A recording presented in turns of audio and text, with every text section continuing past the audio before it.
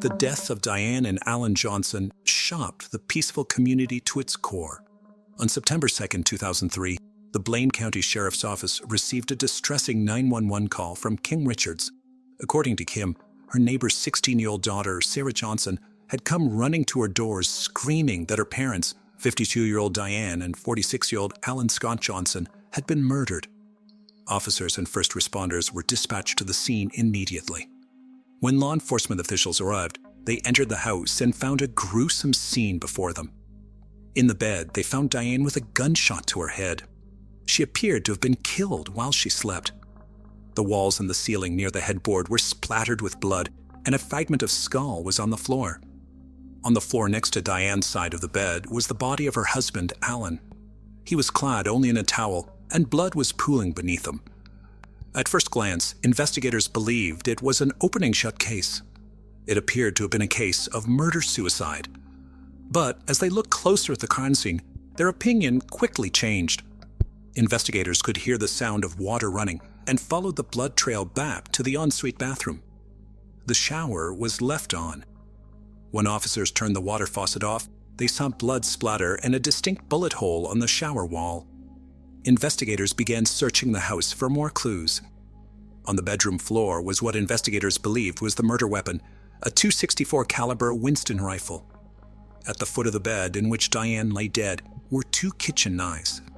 Another knife was found on their son Matt's bed. The clues at the scene puzzled investigators. There was no sign of forced entry, as it was noted that the Johnsons didn't lock the doors, a fact that only those close to the family would know. The house hadn't been ransacked as one would expect from a possible robbery gone wrong.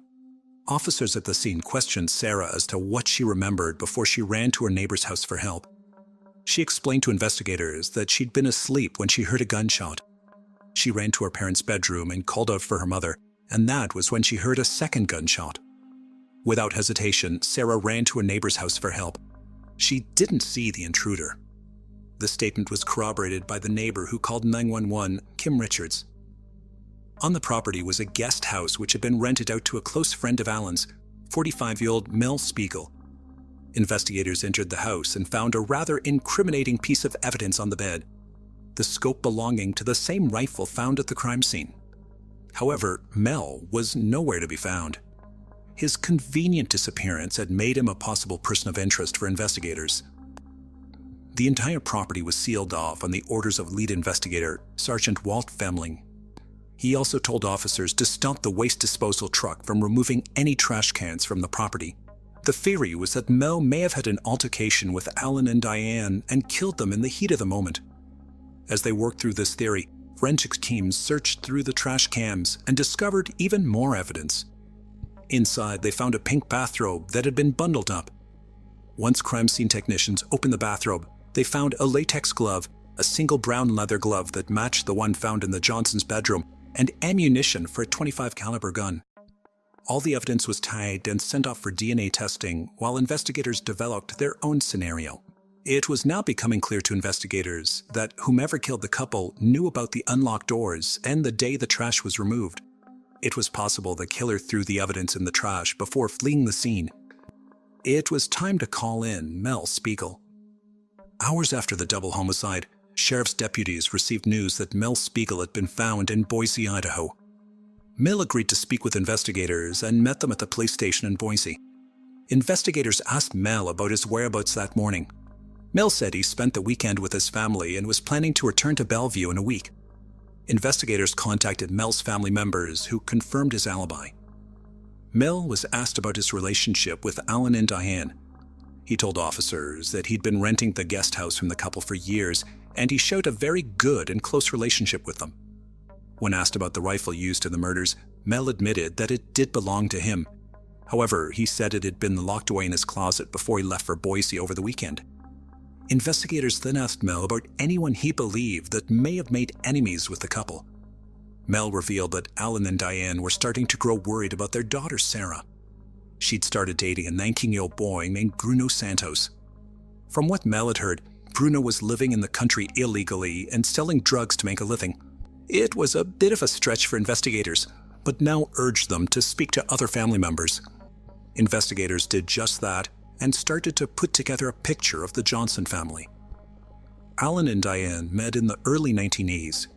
Diane had been in a relationship before meeting Alan and had a toddler son named Matt. The pair married in 1983, and Alan adopted Matt as his own son. They moved into a beautiful home in the quiet city of Bellevue, Idaho, and in 1987, welcomed their daughter Sarah Marie Johnson into the world on January 25, 1987. Alan was the co-owner of a landscaping firm in Bellevue, and Diane worked as a tax collector. Together, they made a beautiful home for their two children and were, by all accounts, a loving family. The couple were also well known in their community, as Alan was an avid trap shooter, a common pastime for many in the community. In 2003, their family life had seemed harmonious to outsiders. Matt, who was 22 years old at the time, was away studying at the University of Idaho in Moscow, Idaho. Sarah had also been doing well at school and was part of her school's volleyball team. She was also the apple of Alan's eye. But investigators were about to uncover the family tensions that had started arising in the previous few months. Having cleared Mel as a possible suspect, investigators now took his advice and returned to Bellevue to speak with family members. As expected, everyone knew the Johnsons to be a happy and loving family. Investigators interviewed their son, Matt, who had returned from university, as well as Diane's sister and brother-in-law, Linda and Jim Favold. All three said that the family life appeared to be happy and normal. That was until Sarah met Bruno Santos.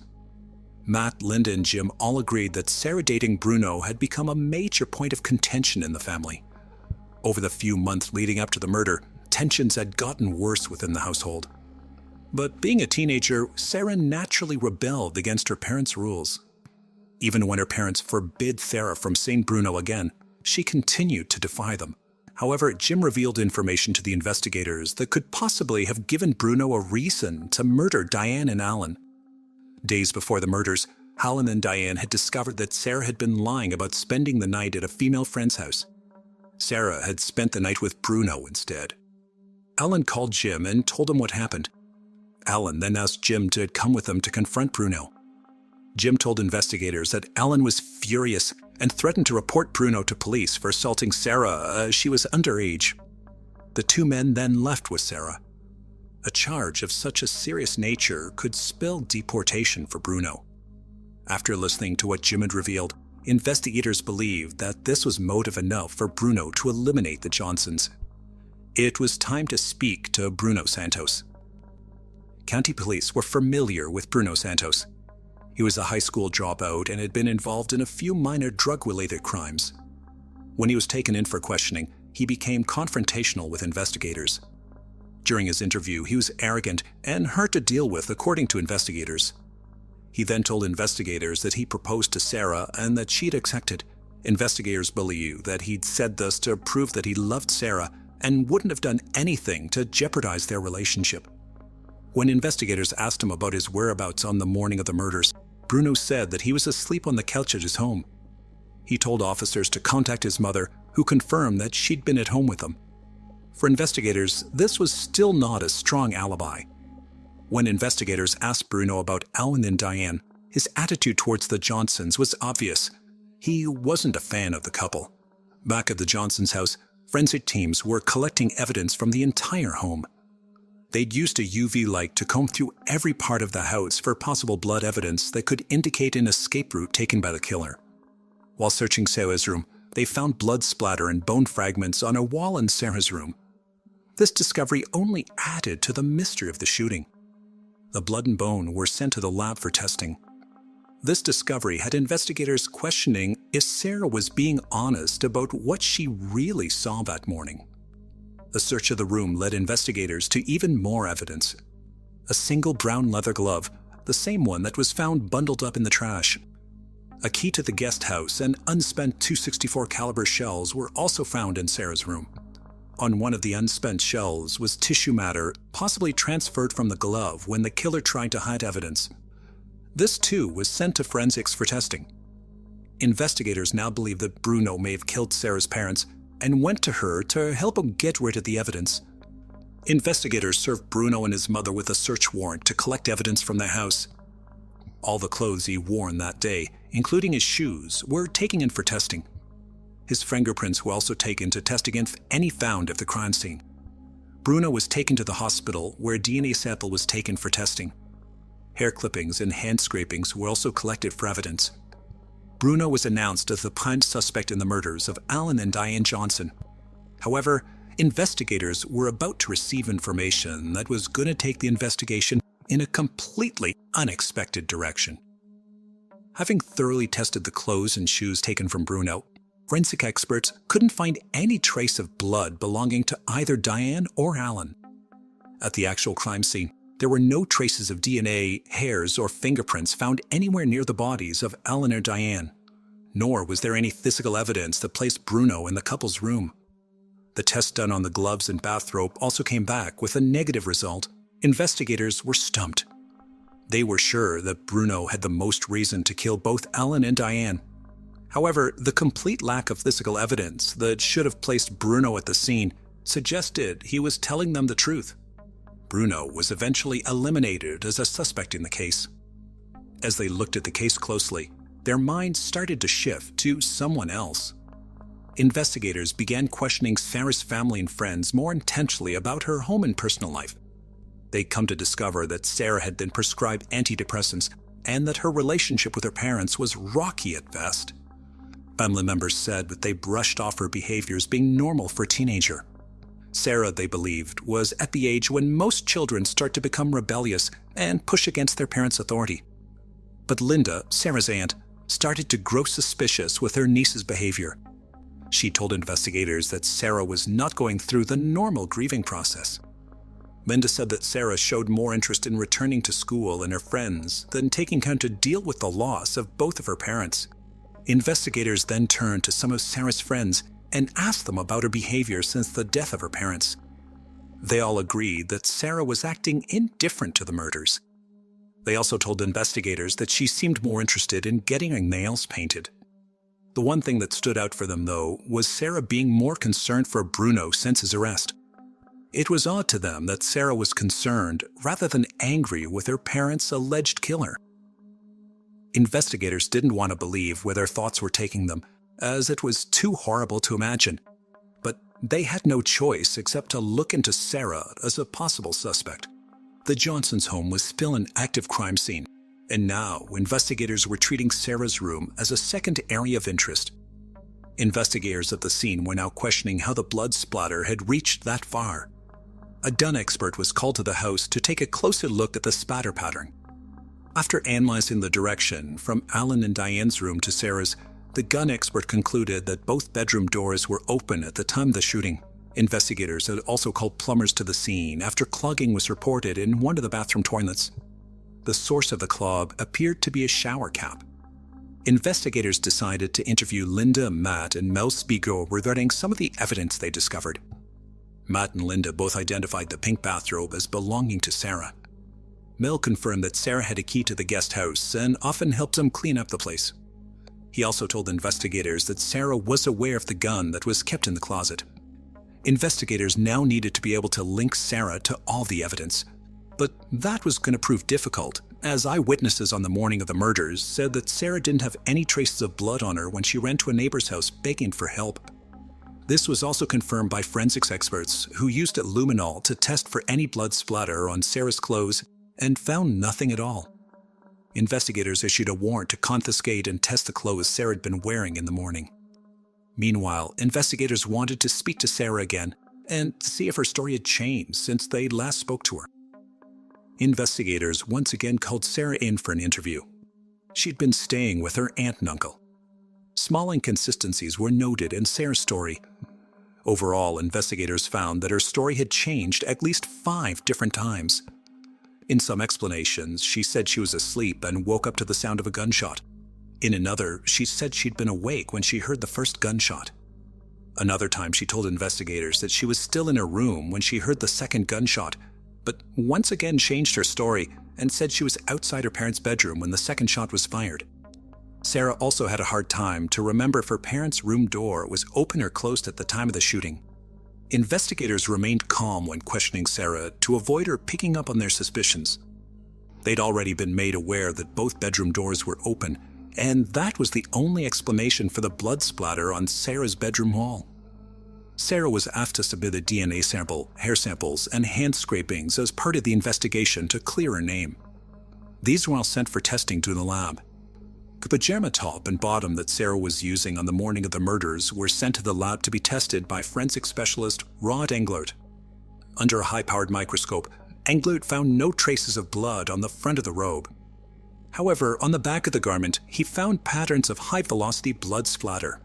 He also found blue cotton fibers and green specks of paint on the inside of the robe that matched the shirt worn by Sarah that morning. But the smoking gun moment was yet to come. Lab results had also confirmed that Sarah's DNA was found on the inner lining of the latex glove and gun residue on both pairs of the brown leather glove. The blood found on the gloves and robe belonged to both Alan and Diane. This was more than enough for investigators to arrest and charge Sarah with the double homicide of Alan and Diane Johnson. On October 29, 2003, Sarah Johnson was arrested for the murders of her parents, Alan and Diane Johnson. She was held without bail at the Blaine County Jail awaiting trial.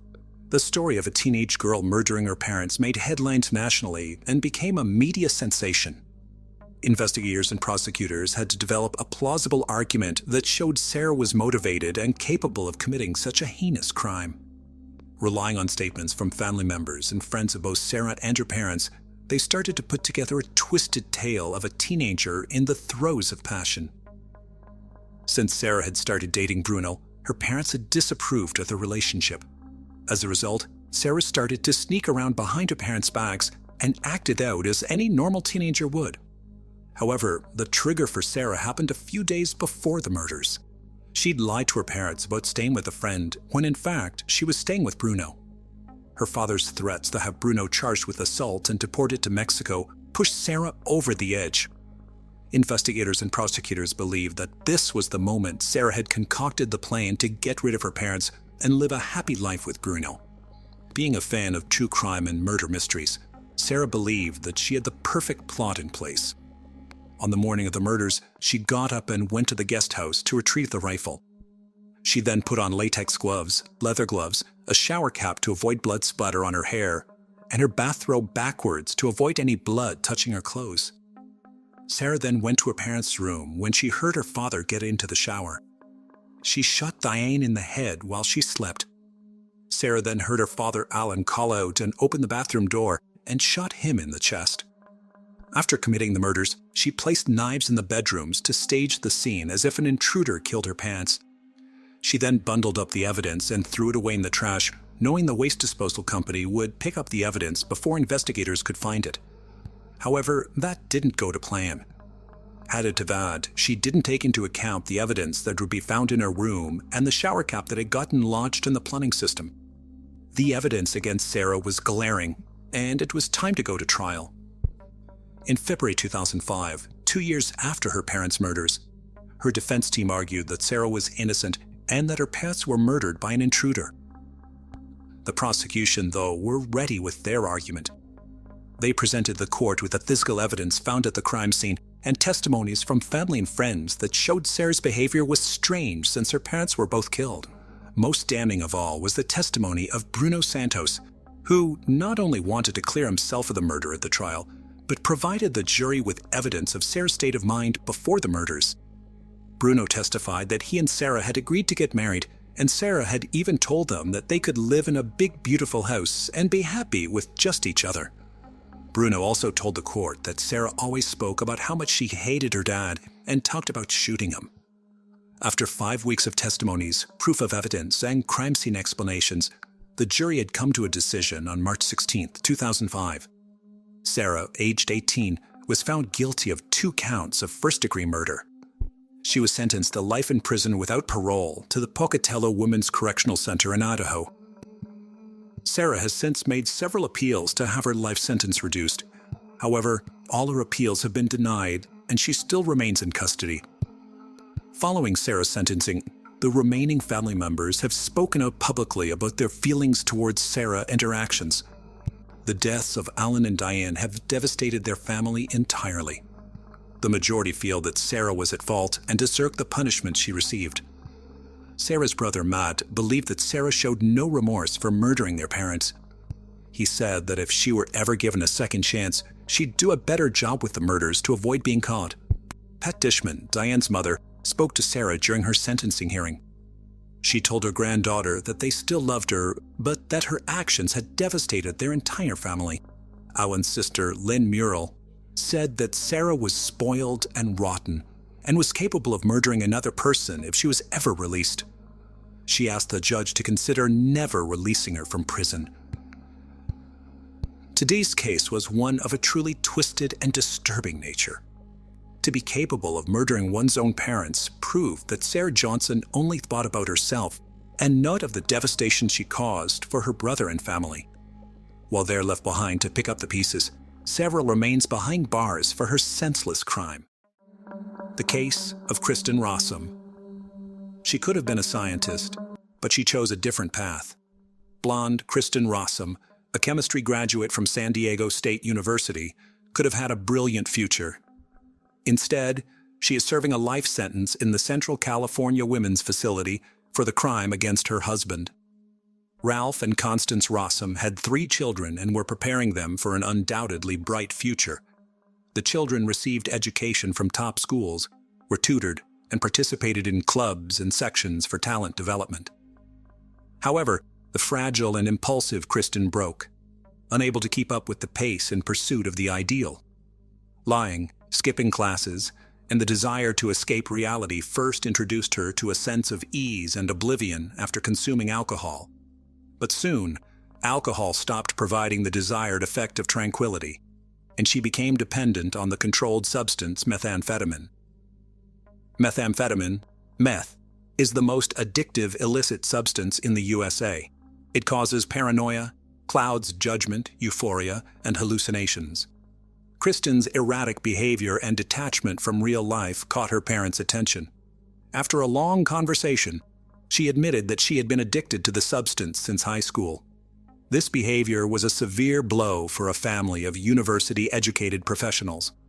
After several months of numerous conflicts with her parents, 17-year-old Kristen secretly ran away to Mexico with friends for a holiday. There, she met a man by chance. Tall, handsome Gregory de Villiers, 7 years her senior, seemed like an angel who would save her. And he did. Greg fell in love with the bad girl. He took on the role of a parent and responsibility for her well-being. With Greg's support, she managed to get a job at a local forensic department as a toxicology assistant. Her skills impressed the employer. Her addiction was forgotten, which worked in her favor, as her job in toxicology provided access to seized controlled substances. As a forensic assistant, Kristen graduated from university with honors. Her teachers and employer praised her, handing her the Best Student Award, unaware of the reasons for her love of the chosen profession. Her relationship with Greg lasted about 5 years and ended with a grand wedding on June 5, 1999. Kristen's parents adored Greg and were at ease for their daughter, as she had climbed out of the pit of dependency and confidently stood on the road to a promising and happy life. In March 2000, Kristen was hired by the San Diego County Medical Examiner's Office as a toxicologist. A toxicologist analyzes body fluids to detect controlled substances. Gregory was working in the biotechnology industry at the time. Kristen quickly grew bored with her monotonous life and began seeking excitement elsewhere. She found an opportunity with a new colleague, Michael Robertson, who had been appointed as the department head. He was married, but that didn't stop a sudden infatuation between them. They couldn't keep their relationship secret for long. Greg found numerous letters exchanged between the secret lovers. The marital relationship deteriorated, but Gregory still hoped to save the marriage, knowing his wife's weaknesses and trying as hard as ever to save her. This time, Kristen didn't want to be saved. She demanded a divorce. On the morning of Monday, November 6, 2000, Kristen was getting ready for work as usual. Greg was ill and stayed home. Kristen was very worried about her husband. In the days following their separation talk, he had been lethargic and unusually calm. She informed his workplace of her husband's illness.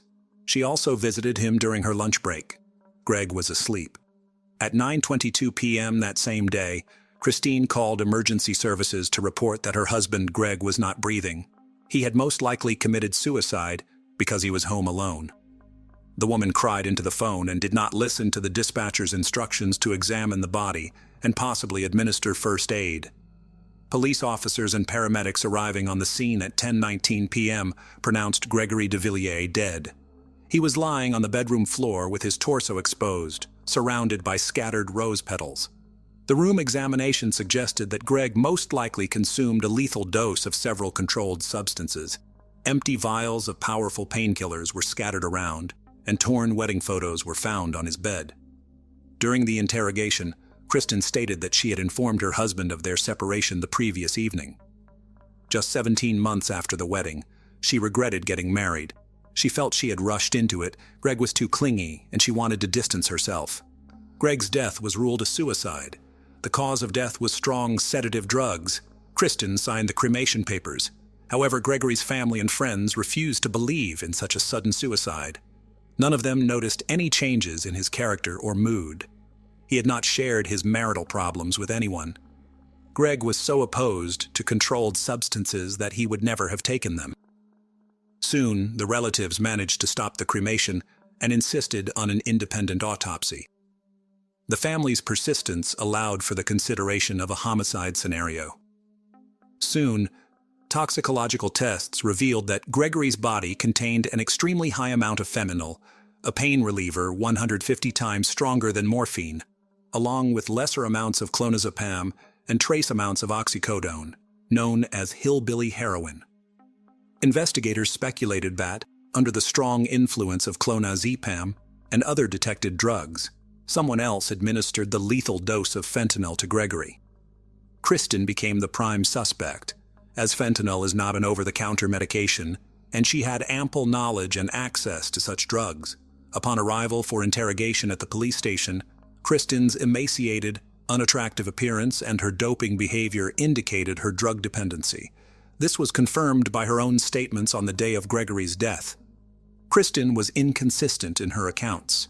Initially, Kristen told paramedics that Gregory had not taken any medication, but later she changed her statement, suggesting he might have taken oxycodone. At the hospital, Kristen told a nurse that Gregory might have overdosed on oxycodone. Oxycodone is similar in effect to codeine-based drugs. It can not only relieve pain, but also induce a sense of euphoria.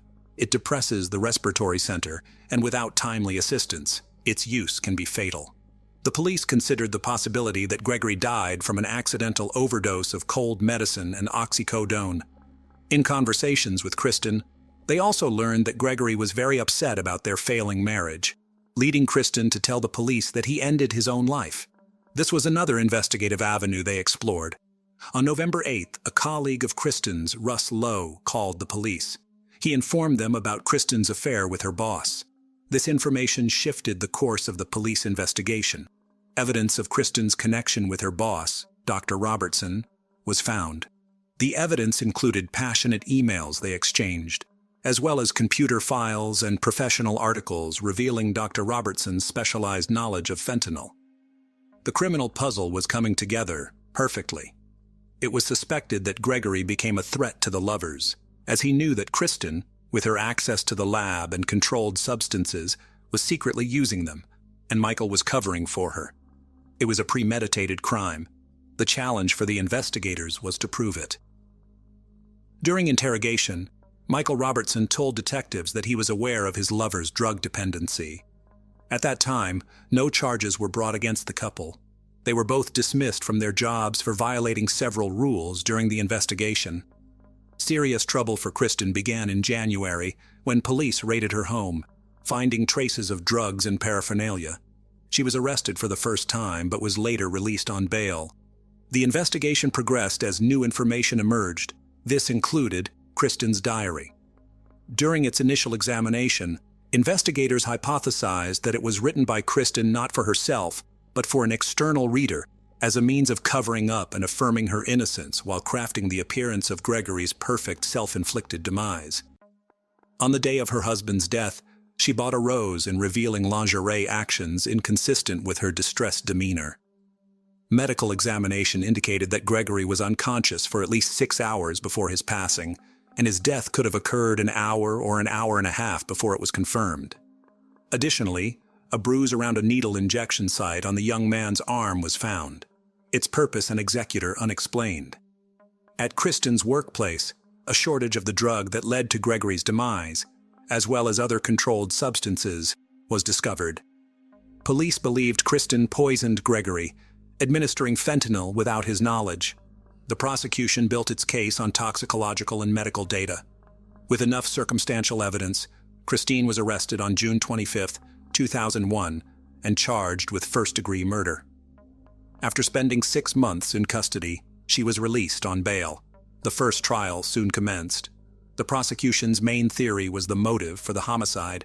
They argued that she terminated Gregory because he threatened to tarnish her good girl reputation by revealing her renewed drug use and affair with Michael Robertson. The prosecution claimed Kristen poisoned Gregory with fentanyl. The court heard that fentanyl is a powerful synthetic opioid, 80 times stronger than morphine. It was suggested that she first tried to end his life with clonazepam, but when that failed, she administered fentanyl. They also argued that she then staged the bedroom to look like Gregory ended his own life, tearing pages from her diary and placing rose petals and a wedding photo around his body. The court heard that Kristen, with a degree in biochemistry, used her knowledge of drugs and chemistry to terminate Gregory. The prosecution also claimed that Kristen hoped to convince her colleagues in the medical examiner's office that Gregory's death was self-inflicted, hiding information about the fentanyl.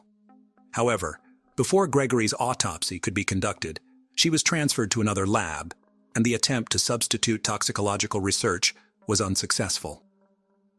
The prosecution presented Kristen's day on November 6th. Early in the morning, she called Gregory's employer to report his absence, then went to work. Her colleagues testified that about an hour after she arrived at work, around 9 a.m., she was seen crying in Michael's office. The apartment building manager, where Kristen and Gregory lived, reported seeing her return home at 12:10 p.m. At 12:41 p.m., she went to a local grocery store and purchased several items, including a single red rose. Credit card statements confirm this fact. Hours before Gregory's demise, she made multiple calls to Michael. Dr. Brian Blackburn, the San Diego County medical examiner who conducted Gregory's autopsy, testified that Gregory had been deceased for at least an hour before the paramedics arrived. He informed the court that Gregory developed early bronchopneumonia.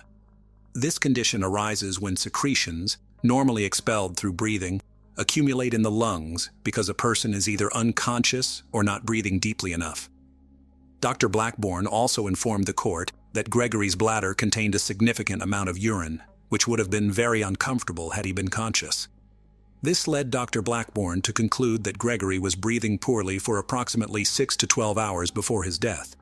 A person in an unconscious state would not be able to sprinkle rose petals over themselves.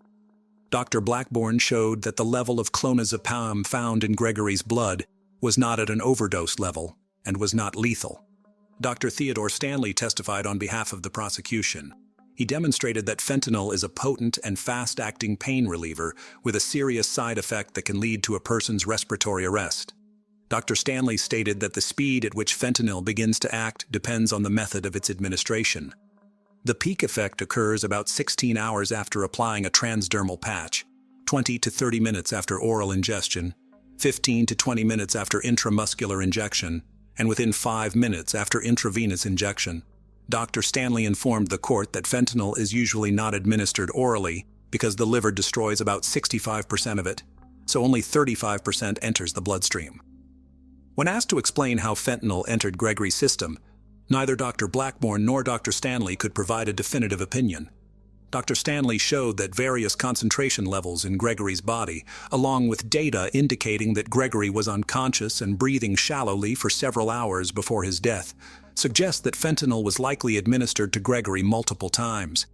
The prosecution could not confidently tell the jury how Kristen poisoned Gregory, but there were indications that she might have applied fentanyl patches to his arm while he was asleep. The disappearance of 15 patches from the laboratory where Kristen formerly worked supported this theory as a possibility. The defense asserted Kristen's innocence, acknowledging that fentanyl was the cause of Gregory's death, but claimed he self-administered it. intentionally causing his own demise due to despair over family issues. Kristen testified in court, describing waking up on the morning of November 6th to find Gregory distraught. She called his employer at 7:42 a.m. to report his illness and that he wouldn't be coming to work. She told the court she went to work but returned to the apartment to check on Gregory, having lunch with him after noon. Christine's testimony. I asked Gregory why he was so upset that morning. He replied that he wasn't feeling well and had taken some oxycodone and clonazepam. He planned to stay home and sleep. I left for work. Around 2:30 in the afternoon during my lunch break, I came home to check on Gregory. We had lunch. I then went back to work. I got home around 8 o'clock in the evening. Gregory was lying on the bed. I thought he was asleep. I took a bath. When I came out, I tried to wake him up. He was cold. I called the emergency services. The prosecutor cross-examined Kristen, calling her explanation strange. She admitted to lying in the past and about her drug use. He told the court that fentanyl was the perfect poison because it's hard to detect, which she knew well from her job. Medical testimony, based on autopsy and toxicological findings, proved that Gregory was unconscious for about 8 hours, meaning Kristen couldn't have had lunch with her husband that day. The defense claimed that although Dr. Blackburn showed the clonazepam level in Gregory's blood wasn't lethal, taking oxycodone, an opioid, and clonazepam, a benzodiazepine, together could create a synergistic effect, making them more potent. They suggested Gregory might have unknowingly taken the drugs himself. How fentanyl was administered and why high levels were found in his system remained unexplained. After 8 hours of deliberation, the jury found Kristen guilty of first-degree homicide and special circumstances homicide due to the use of poison. She was sentenced to life imprisonment without the possibility of parole. Kristen maintained her innocence and appealed the verdict. The appellate court heard that errors were made by her own defense team. Her lawyers admitted fentanyl caused the death, but failed to test autopsy samples for fentanyl metabolites. This test could have determined whether Gregory swallowed fentanyl, or if the fentanyl found in the samples was a result of laboratory contamination after his death.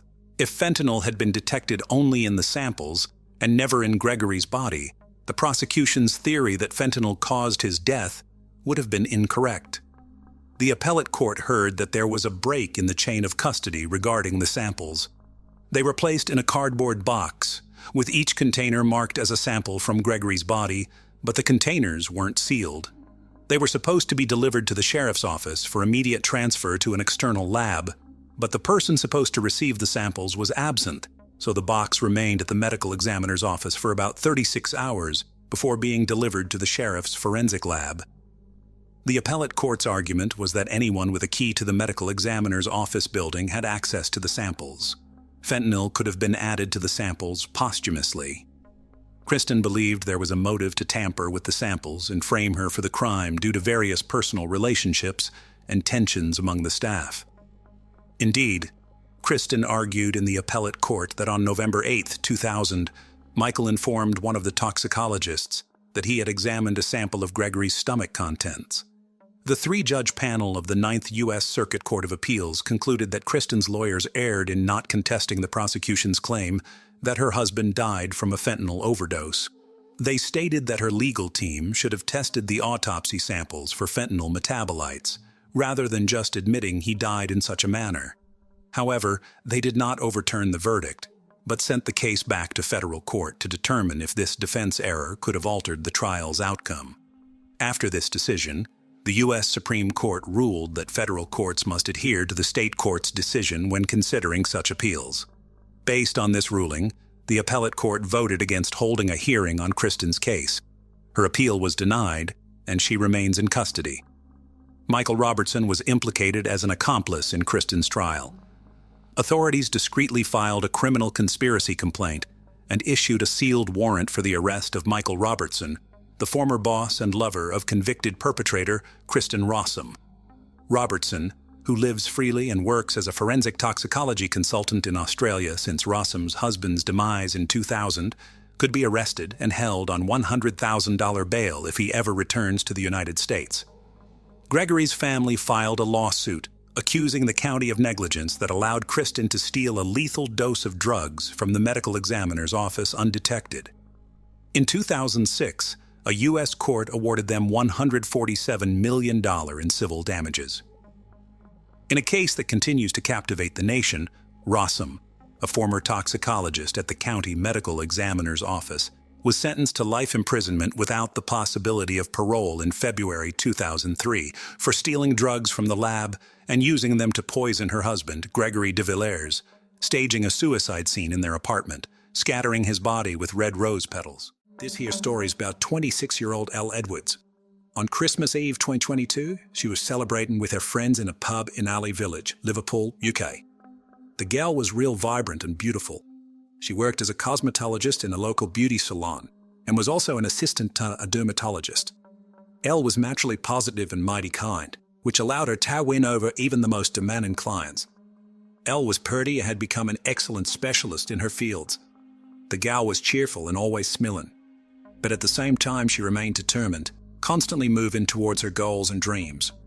On December 24th, G22, her sister Lucy flew in from Dubai to spend the holidays with the family, and Elle eagerly awaited her return.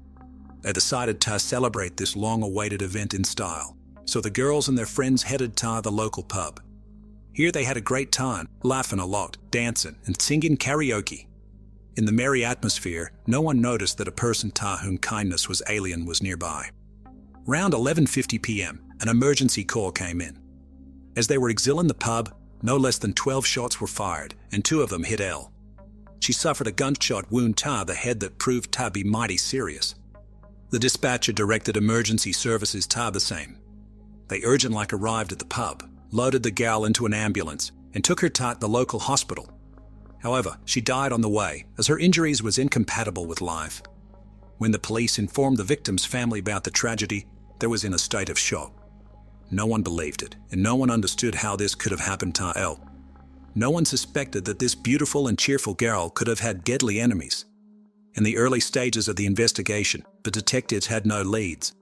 The assailant had attacked unexpectedly and disappeared just as mysteriously, leaving only a shell casing and the bleeding victim at the crime scene. The attack was sudden but well planned and gave Elle no chance of survival. But was the gal the true target of the attack, or did she become a random victim of a madman? An unknown car stopped near the pub entrance, and minutes later the shooting started. In addition to the deceased, 4 other men received gunshot wounds of varying severity, all of them young people aged 22 to 33 who were spending the evening in the establishment and lived in the nearby towns. Initially, the police were inclined to believe that the murdered woman was a random victim. It was known that criminal gangs were operating in the area periodically. The shooting was likely a routine showdown between their members. However, all of this was just conjecture, which would have to be proven or disproved in the course of the investigation. So the detectives delved deeper into the victim's personality. Like the witnesses to the crime, the victim's relatives were at a loss as to who could have wanted Elle's death, as the girl seemed to have no ill wishes or enemies capable of such horrors. The detectives decided to interview other witnesses and the victims of the unknown criminal's gunfire. In addition, law enforcement officers requested the pub owner's video surveillance recordings. It would be necessary to talk to dozens of people and analyze several hours of video recordings. Several police officers were working on the extensive investigation. It was necessary to answer several difficult questions. There were too many victims of the attack. But was this spontaneous aggression? Or did the perpetrator pursue a specific target? All witnesses to the incident were interrogated. However, checking mobile communications data took more time. The media were notified to assist in the investigation. Law enforcement officers urged anyone with valuable information to come to the police station. First and foremost, this concerned possible video recordings made by random eyewitnesses, on any of which the car in which the aggressor arrived might appear. After the crime, the police held a meeting with local residents. The purpose of this communication was to persuade people possessing valuable information to share it with law enforcement officers. It was assumed that someone might have seen the moment of the attack or know the criminal. People were urged not to be afraid of the criminals and the local feuding clans. Community leaders supported local residents during this difficult time. In addition to the conversations, activists went door to door and communicated with the neighbors. Special trained officers worked with the family of the deceased, their goal being to provide them with support in connection with the heavy loss. In the course of this work, it was established that the perpetrator had left the pub parking lot in a dark-coloured car. Eyewitness accounts regarding it may differ. It was dark, and it was difficult to make out anything, but the most likely was a dark Mercedes A-Class. Later, this was confirmed after checking the outdoor surveillance cameras. The killer did not immediately open fire, but drove up to the parking lot and observed the pub visitors for some time. He sat in the car so that he could freely see the entrance and most of what was happening inside. Apparently, he was choosing the most convenient moment for the attack. After a few minutes of surveillance, when L came out, the criminal quickly got out of the car, fired 12 shots, then instantly got back behind the wheel and disappeared. Investigators, after studying the recordings, made an important conclusion. The attacker was alone. No one helped him. It was not possible to trace the exact location where the perpetrator fled. Therefore, the detectives went door to door to all local residents, describing the car and recounting the circumstances of the incident, trying to establish the identity of the killer. Patrolling the streets was carried out around the clock, and this yielded results. Just 2 days after the shooting, detectives detained 2 suspects, but no names were mentioned until all the circumstances were clarified. However, it was not possible to prove their involvement in the crime, in particular because the murder weapon was not found. After that, the detectives made a statement to the public, saying that they would not rest until the unknown shooter was punished. All this was intended to calm the local residents, who were outraged by the rampant crime and the powerlessness of the authorities. It was also assumed that the attack had been provoked by a feud between local gangs. In this case, L would be considered a random victim. However, all this was also just an assumption that remained to be verified. In the course of the investigation, it was possible to establish that the potential targets could have been Jake Dudley and Kiram Seld, members of the local Beechwood gang, who were spending the evening in the pub. It became known that they had been in long-term, fierce conflict with another group claiming this territory. On December 29, the police arrested another person, but he was not the one who opened fire. The suspect had a solid alibi that excluded him from the list of suspects. However, the detective suspected that he had participated in the setup for the attack. Around the same time, the dark Mercedes car in which the killer had left the pub parking lot was identified, but due to the lack of direct evidence, the name of the third suspect was also not disclosed. There were some difficulties with the found car. The car was traced through video surveillance systems and identified thanks to the cameras, but law enforcement officers were too late. On December 31, the police department received the report that a fire had started near the scene of the shooting. When the special services arrived at the scene, they found a dark Mercedes similar to the perpetrator's vehicle, which was engulfed in flames. The vehicle was completely burned out. Valuable evidence was lost in the flames. The perpetrators clearly knew that the police were on their trail, so they decided to destroy one of the direct pieces of evidence. Despite the fact that the fire did not completely destroy the car, it was confirmed that it had been used during the shooting. However, the Mercedes did not belong to the perpetrators, but had been stolen shortly before the attack. Presumably, the arson was committed intentionally to complicate the investigation after the murder of competitors. On January 11, 2 more suspects, a 22-year-old man and a 23-year-old woman, were delivered to the police department. They were arrested in Central Wales. The man's name was Connor Chapman. He was well known to the police. He had an extensive criminal record that he had accumulated over the past 5 years before the murder of L. Edwards. Connor had started with daring lawbreakings and gradually sank deeper into the abyss of crime. One of his first serious crimes was a car theft under aggravating circumstances. He had repeatedly become a suspect in robberies, hooliganism, and threatening behavior. Once the young man was involved in a chase with the police, after which he abandoned the car and hid in the bushes nearby. When they detained him, the criminal said that he did not understand what chase they were talking about and that he was here just waiting for a friend. In this case, he became the real star. The detainee's data ended up in newspaper headlines. Connor Chapman was from Birkenhead, Liverpool. His parents had left him at an early age, so his grandparents had formalized guardianship. It was in a house that the hero of the story moved. The teenager dropped out of high school shortly before the exams. In general, he studied poorly and no special hopes were pinned on him. He was always considered a problem child. The young hooligan first became a defendant in a court case in 2014, when he was 14 years old. Connor was accused of shoplifting. As early as 2016, he committed another crime. His involvement in the theft of a car was proven when the young man was detained in a stolen vehicle. He did not have a driver's license or insurance, which was a violation of the terms of his suspended sentence. In 2017, car theft was added to the storage of prohibited substances.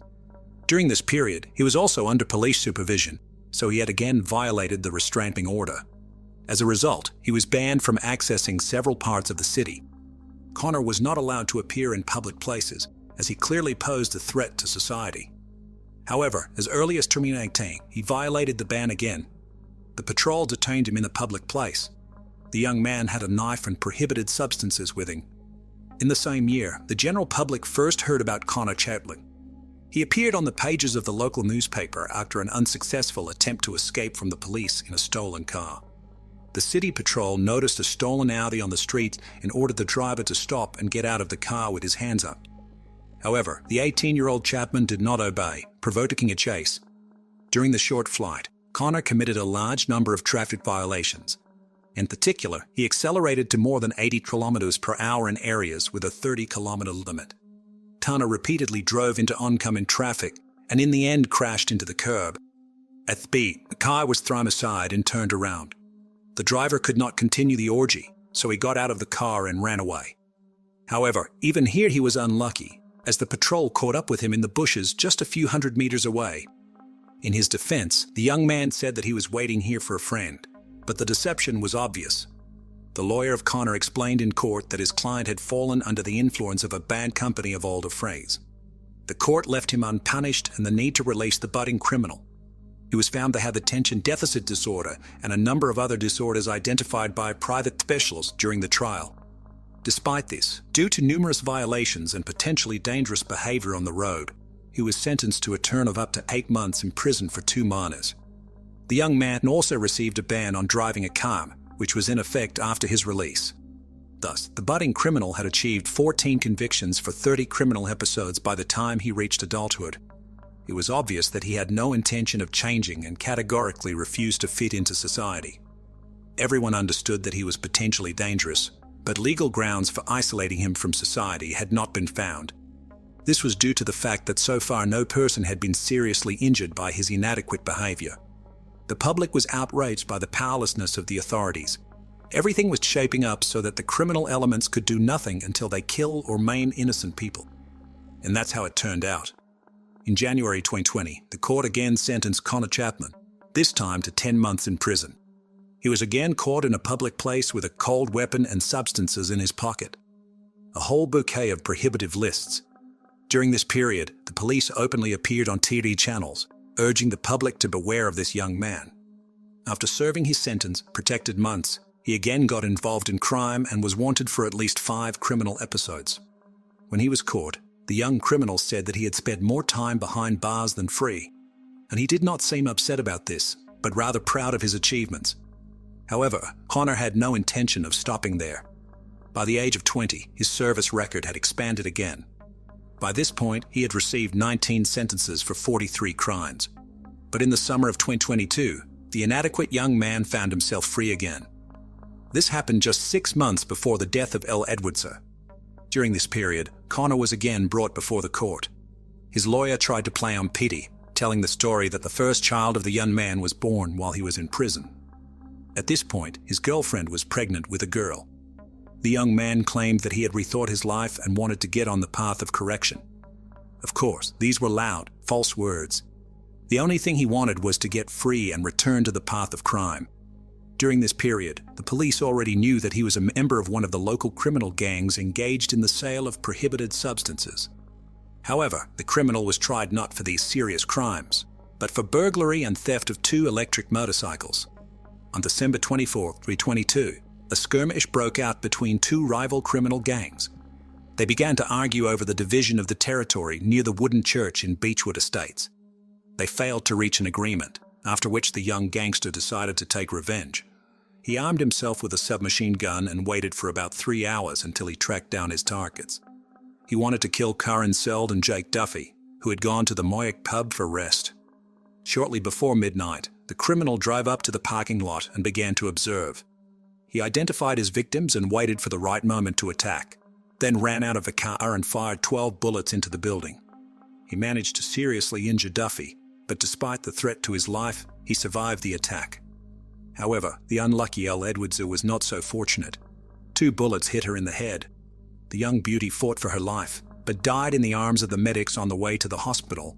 The girl accidentally met the killer's targets that evening and did not even suspect that the festive revelry could end so tragically.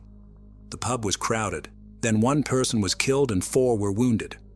One 22-year-old man was shot in the leg, a 24-year-old young man was wounded in the arm, and a 33-year-old man in the wrist. None of these injuries were life-threatening. Elle's friends tried to provide her with assistance and perform artificial respiration right on the spot. However, this was not enough to save her life. Elle's sister Lucy was much like Dia. She lived in Dubai and flew home to celebrate Christmas with her family.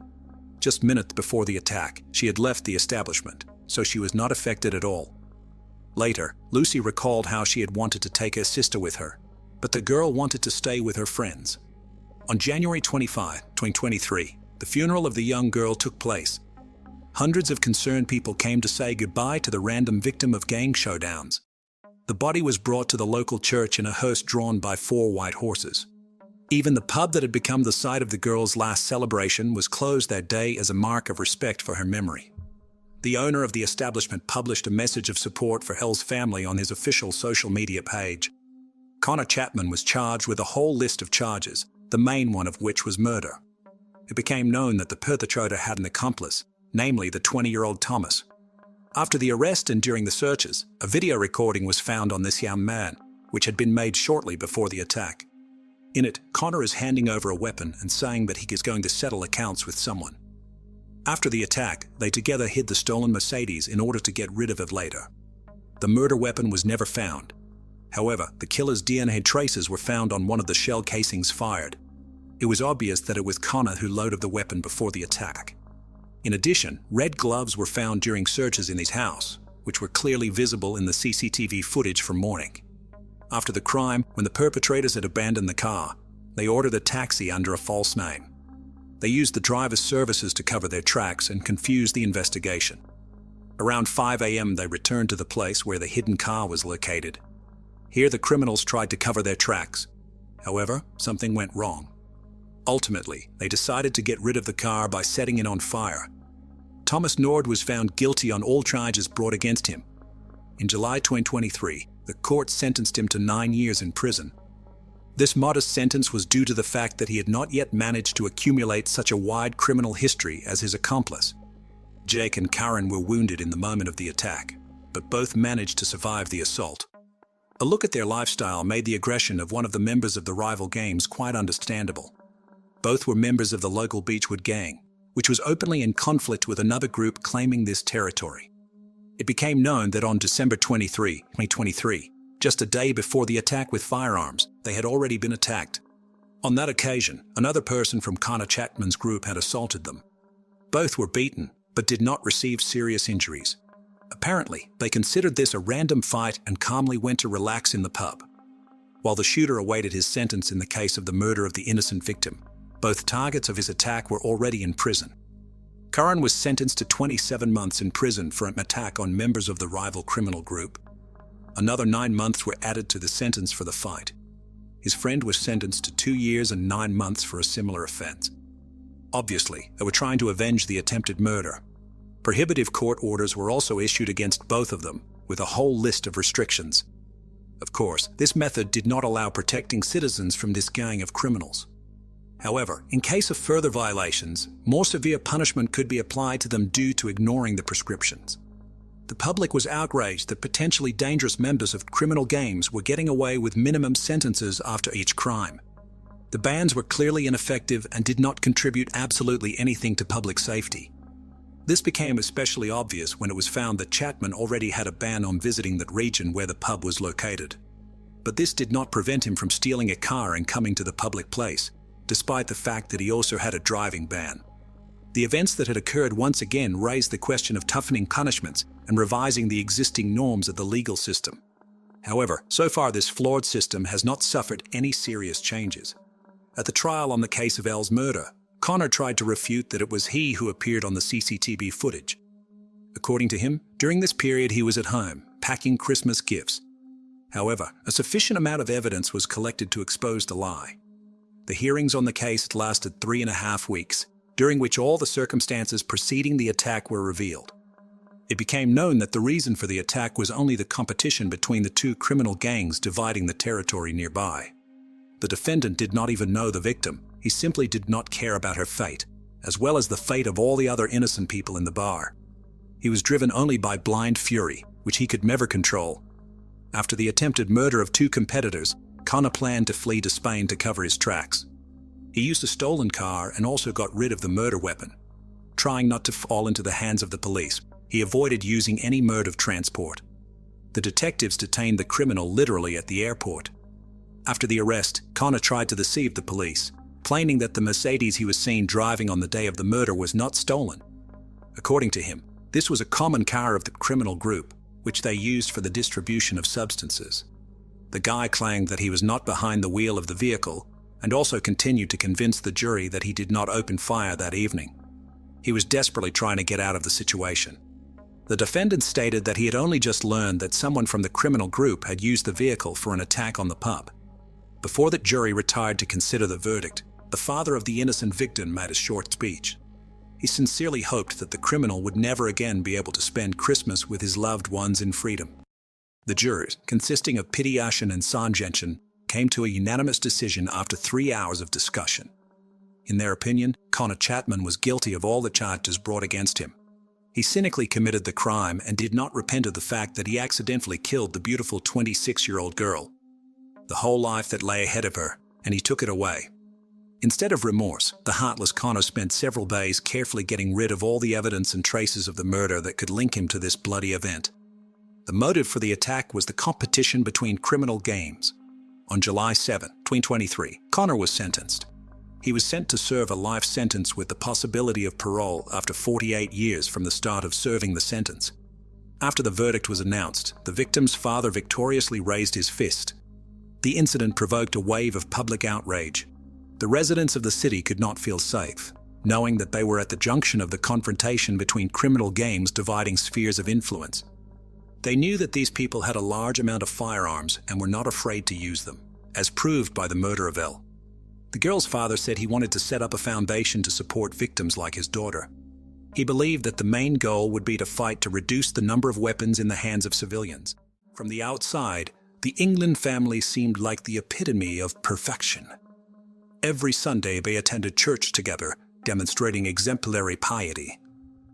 However, few people in their circle could imagine the secrets hidden behind the closed doors of this respective household. The story of William and Sandra began back in 1983 when they first met at church. He was 18 and she was only 16. With their parents' blessing, the young couple soon got married and settled in the small town of Logan, Ohio. Bill Inman considered himself a deeply religious man. Working as a builder, he dedicated his free time to serving at the Evangelical Church of the Tabernacle of Faith, located near Nelson Villa. There, Bill played musical instruments, while Sandra, being a housewife, supported her husband in his spiritual pursuits. In 1984, the couple welcomed their firstborn, a son named William Jr. To avoid confusion, the church community called the father Bill and the son Will. As the years flew by, Will gradually grew up. In 2001, when he turned 17, he met 15-year-old Summer Cook during a church service. The circumstances of their meeting remarkably resembled the love story of Bill and Sandra. The young couple dated for 3 years, and when Summer reached adulthood in 2004, they got married. The newlyweds immediately moved in with Will's parents in their spacious house in Logan. That same year, 39-year-old Bill Inman proclaimed himself a spiritual leader. He transformed his garage into a makeshift church and began holding services there. Despite the skepticism of local residents towards the self-proclaimed pastor, his mysterious home church gradually began attracting parishioners, first neighbors, and then their acquaintances. People came to pray, find solace, and leave donations. In 2005, Will and Summer became happy parents of a boy named Alex. However, Along with the joys of parenthood, the young couple faced financial difficulties. Bill's church activities did not bring in substantial income, so the family decided to try their luck in another state. In search of a better life, the Inlands moved to Florida in 2006. In their new location, Bill and Will quickly found work in the construction industry, building hotels. Meanwhile, Sandra and Summer took care of the home and raised little Alex. However, after just 2 years longing for their hometown, the family returned to Ohio. Unfortunately, during their absence, they had lost the right to buy back their previous house in Logan. They had to rent another place in the rural area of Vinton. Almost immediately after returning, in 2008, Will and Summer became parents again this time. They had a daughter named Kaylee. 2 years later, the couple's third child, a girl named Alana, was born. Despite the challenges of raising young children, the young parents tried to set aside time for themselves. Almost every weekend, they left the kids under the care of Bill and Sandra, who gladly took on the roles of grandmother and grandfather. For the elderly couple, their grandchildren became the true meaning of life. In the spring of 2010, Bill Inman officially became a pastor, heading the Church of the Tabernacle of Faith. Together with his wife, he also founded a charitable organization called Ranch of Mercy, aiming to help the underprivileged, those who had lost their jobs or homes. Bill dreamed of building a large shelter for orphans and widows with his own hands. However, there was a lack of funds to realize this plan. That's when Bill came up with the idea of holding a lottery. By selling tickets for $10 each, he hoped to raise the necessary amount. The lucky winner would receive a new house or $200,000. Additionally, Bill promised to raffle off 99 other valuable prizes. Information about the lottery was disseminated through local media and advertising. Bill personally went door to door, urging people to join the good cause and purchase tickets. He assured that the proceeds would go towards building a shelter for the needy. In total, Imman managed to sell 100,000 tickets and raise $1 million. The prize draw was scheduled for September 2010. While Bill was engaged in charity work, problems were brewing in Imman's personal life. In June 2010, Summer confessed to her husband that she wanted a divorce after 6 years of marriage. Shortly before this, she made a bitter entry in her diary. "I'm so tired of pleasing everyone, so exhausted. Don't I deserve happiness? Don't I have the right to fall in love again and feel loved in return? Maybe it's not the best time, but I have to tell Will the truth. He needs to know that I don't want to be with him anymore. I need to be alone, figure myself out, understand who I really am. Because right now, I'm just a slave who follows orders. I love my children endlessly and wouldn't trade them for anything. But I don't want them to see their mother simply obeying someone else's will. I don't know how Will is going to react to this. Maybe he'll get furious, try to take the kids and run away, or start threatening, hurting me. I think we should have equal time with the children. I know his parents will be against it and will try to convince me to stay. But I understand that it won't change anything. Yesterday, Will asked me what I want, and I couldn't answer. Because I only know what I don't want to be unhappy, to feel trapped. But I remained silent. Every day, all I can do is cry and sleep, nothing more. I just don't know how to get out of this situation and make everything all right. I hope that the next time I write here, I'll have found the answer." Summer filed for divorce and moved out of the Inman's house with the children and essential belongings to her parents' home. She didn't want to deprive Alex, Kaylee, and Alana of communication with their father, so she allowed them to see Will and his parents. 2 months after leaving her husband, Summer started a romance with Adam Peters. At the same time, she got a job as a cleaner at a bank located in the center of Logan. The woman had no education, so she couldn't find other work. Meanwhile, September and October passed, but the house lottery promised by Bill from Ranch of Mercy never took place. Moreover, it turned out that the construction of the prize house hadn't even begun. The organization was in no hurry to return people's money for the tickets. In early December 2010, the Inmans were informed about the need to vacate their rented housing due to debt. Upon learning this, Summer came with Adam to pick up the belongings that were left there.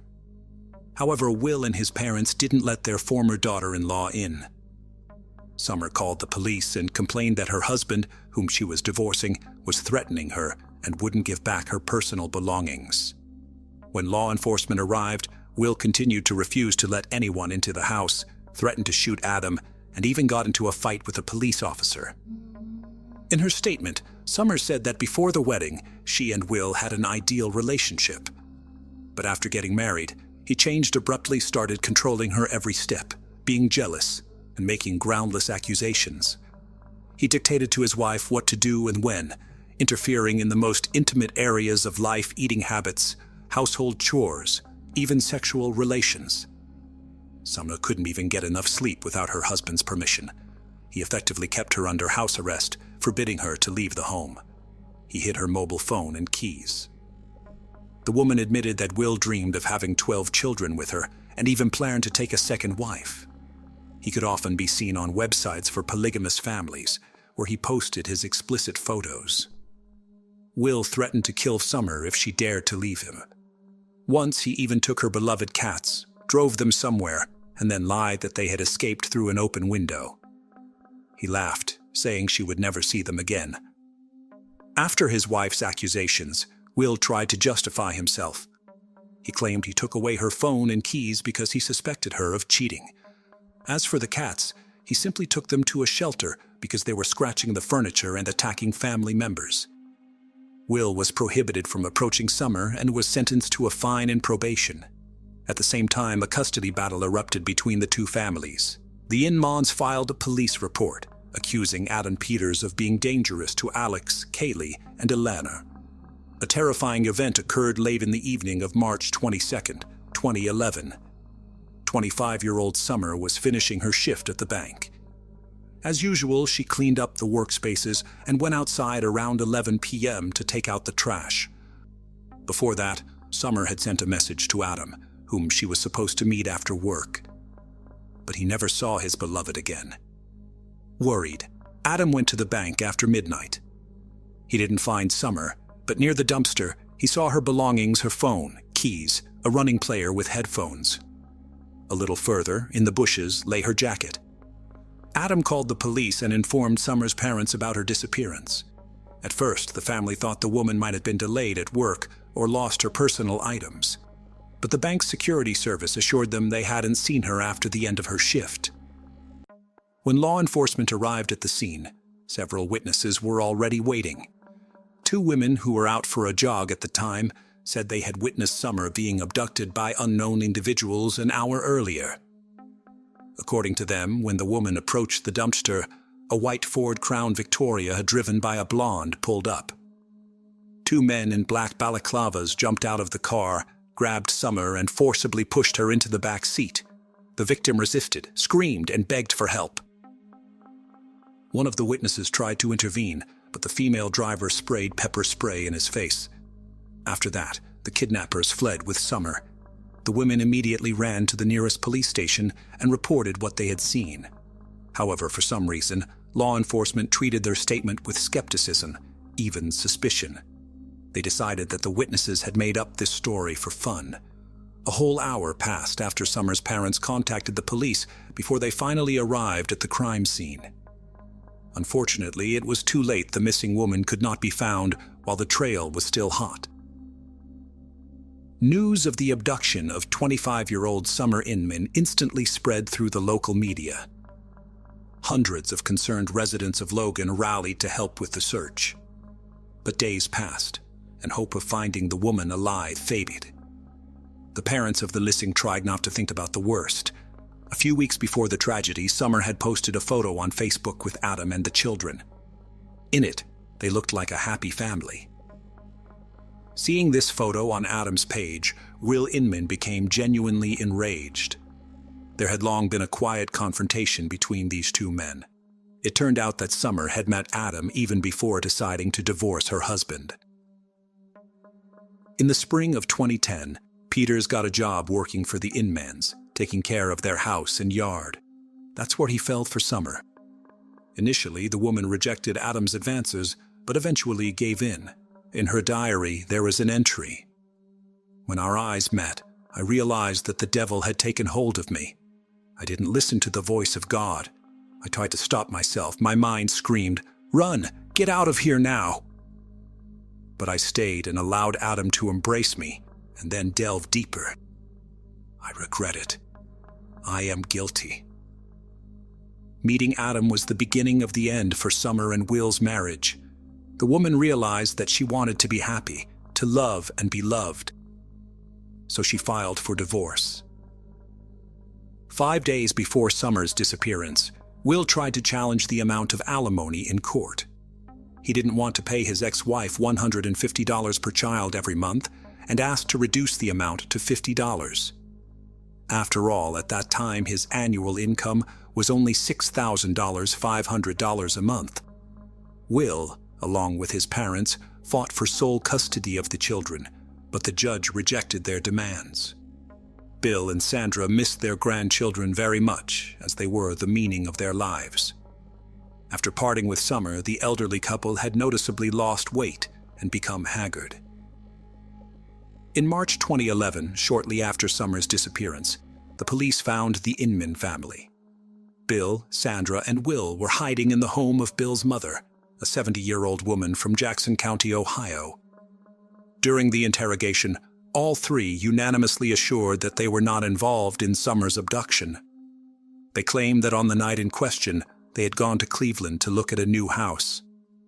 On the way, the car broke down, and they had to spend the whole night repairing it on the side of the road. They only returned home to Logan in the morning. The Inman said that they had always treated Summer well and rarely argued with her. But ever since Alan Peters appeared in their home, a dark streak had begun. Bill, Sandra, and Will called Adam a bad person who had destroyed a once happy and strong family. The police were interested in the white Ford Crown Victoria parked near the Inman's house. They confiscated the car's GPS navigator and checked the route. It turned out that on the afternoon of March 22nd, when the kidnapping occurred, the car was in Logan. In the evening, at 5:30 p.m., the GPS was turned off and only turned back on the next morning, March 23rd, again in Logan.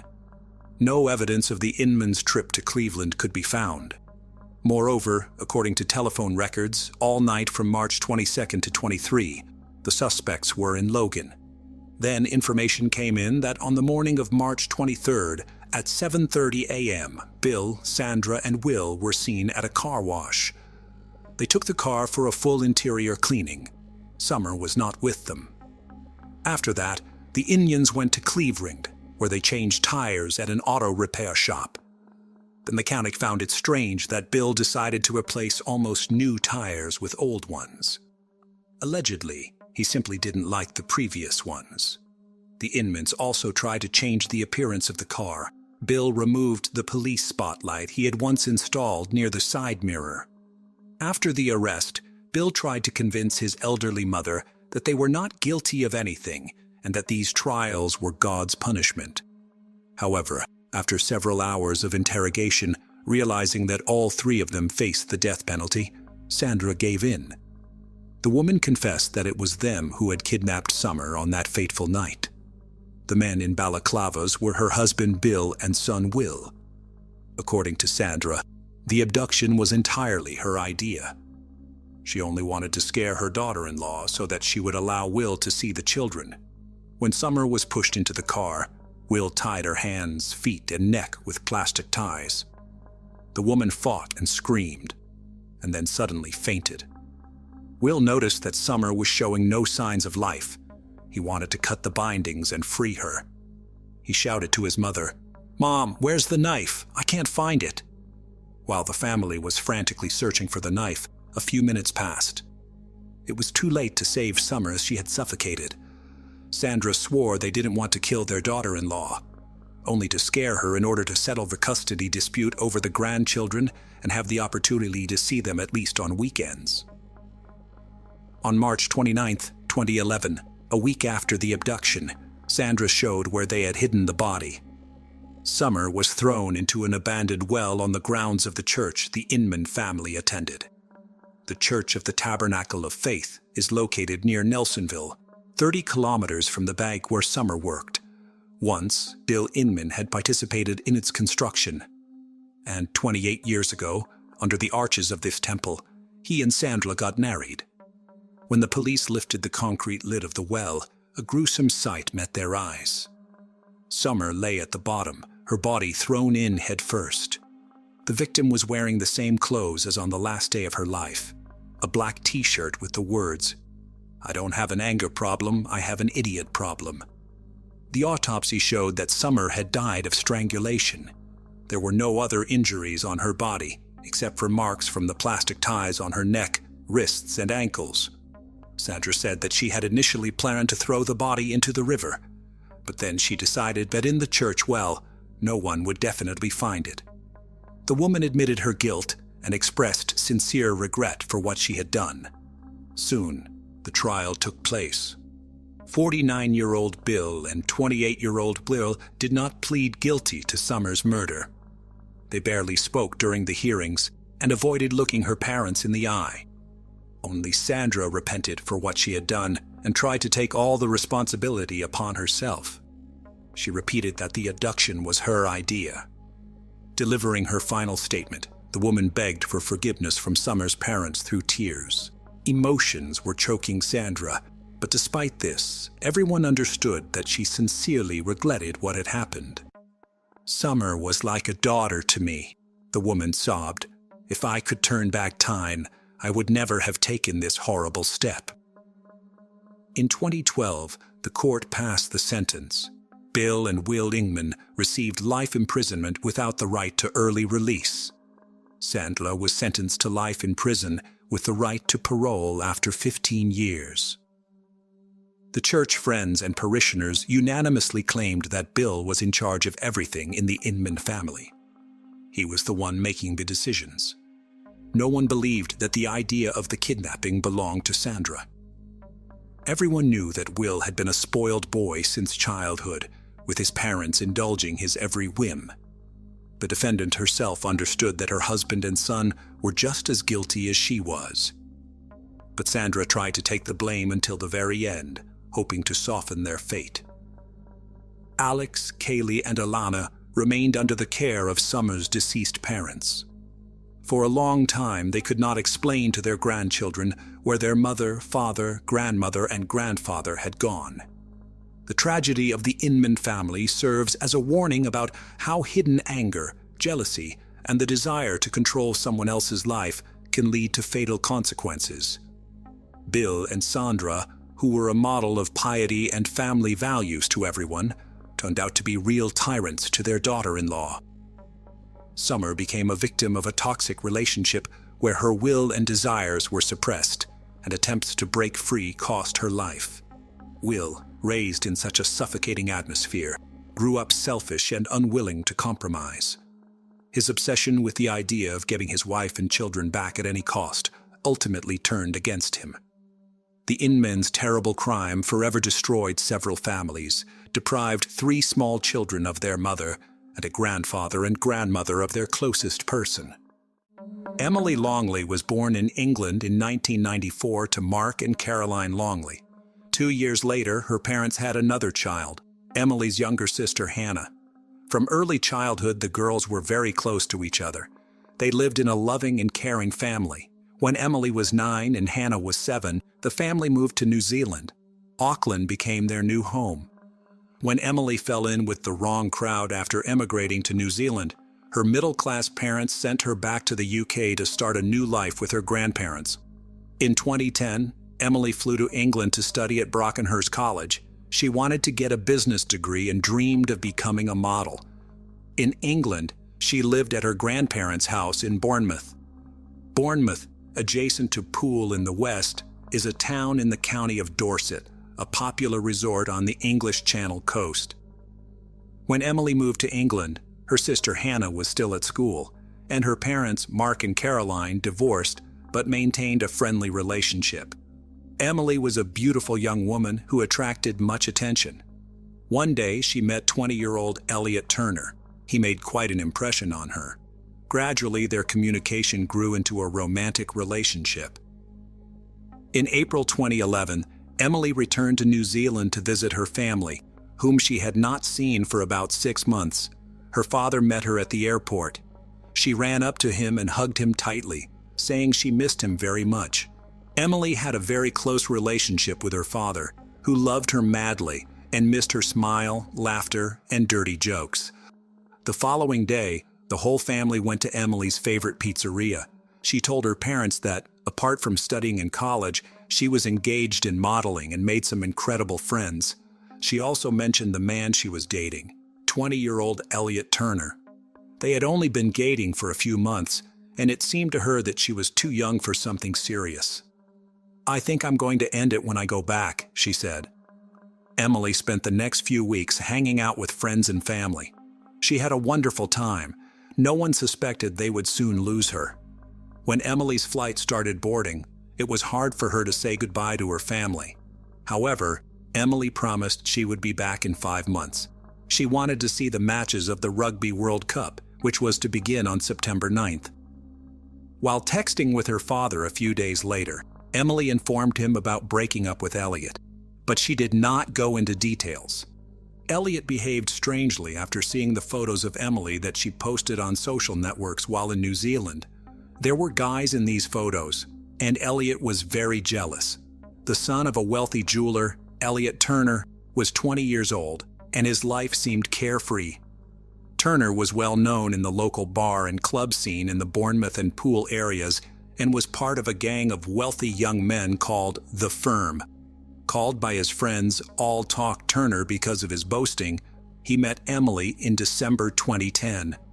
The couple enjoyed the high life at the resort and often had fun until late at night, but Turner, who had a history of obsession with women, soon showed signs of jealousy. As a result, their relationship quickly escalated into violent arguments. Some people described him as a person displaying a threatening, aggressive, violent, controlling, and possessive nature. In January 2008, when he was 16, he received a harassment warning letter from the police telling him not to contact his ex-girlfriend after he bombarded her with text messages and emails because she broke up with him. Turner loved being at the center of attention. He didn't need to work for a living. His parents gave him everything he needed. Elliot skillfully manipulated people, including his parents. His life was all about parties, women, alcohol, and illegal substances. He considered himself a man who can do anything he wants. Elliot carried a hammer with him in case anyone tried to contradict him. His friends believed that Turner fancied himself a gangster and wanted to become the one everyone turned to for help. He could come to the bar and buy everyone a drink. Elliot bragged about driving a new Mini Cooper, but it was a gift from his grandmother. He tried to maintain his bad boy image with a series of supposedly streetwise messages on social networking sites, where he often referred to himself as Scarface or God. He didn't lack female attention, but when he met Emily, he became very attached to her. She complimented his image of a successful person, which he worked hard to create. As their relationship developed, Turner started showing his controlling behavior more and more often. He even threatened Emily that he would take her life. In an emotional plea to Turner, Emily wrote a note to him a few months before her death saying, 1. I love you. 2. Don't say you'll kill me. 3. Stop talking about your ex-girlfriends. 4. Stop being so constantly aggressive. Be more cool, because that is so much more hot and you make me scared because you're so intimidating.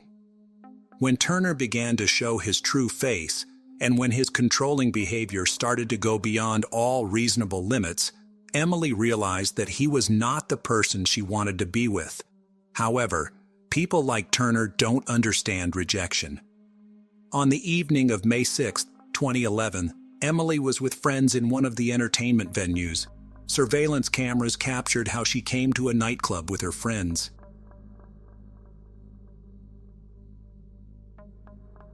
That evening, Turner read her Facebook messages and discovered that Emily was dating another man. It pissed him off. He came to the club and started arguing with Emily. This whole story ended with the girl throwing her drink in his face. Turner verbally abused her and threatened her with violence. He didn't like Emily's outfit. He thought it was too revealing. He dismissed the fact that Emily had broken up with him. The man wasn't going to let her go. Elliot ruined her evening, so she decided to leave. Yet, her ex-boyfriend followed her. His friends heard him say, "I will kill her. I will go to prison for it and still be a millionaire. I would do 10 years. It wouldn't bother me."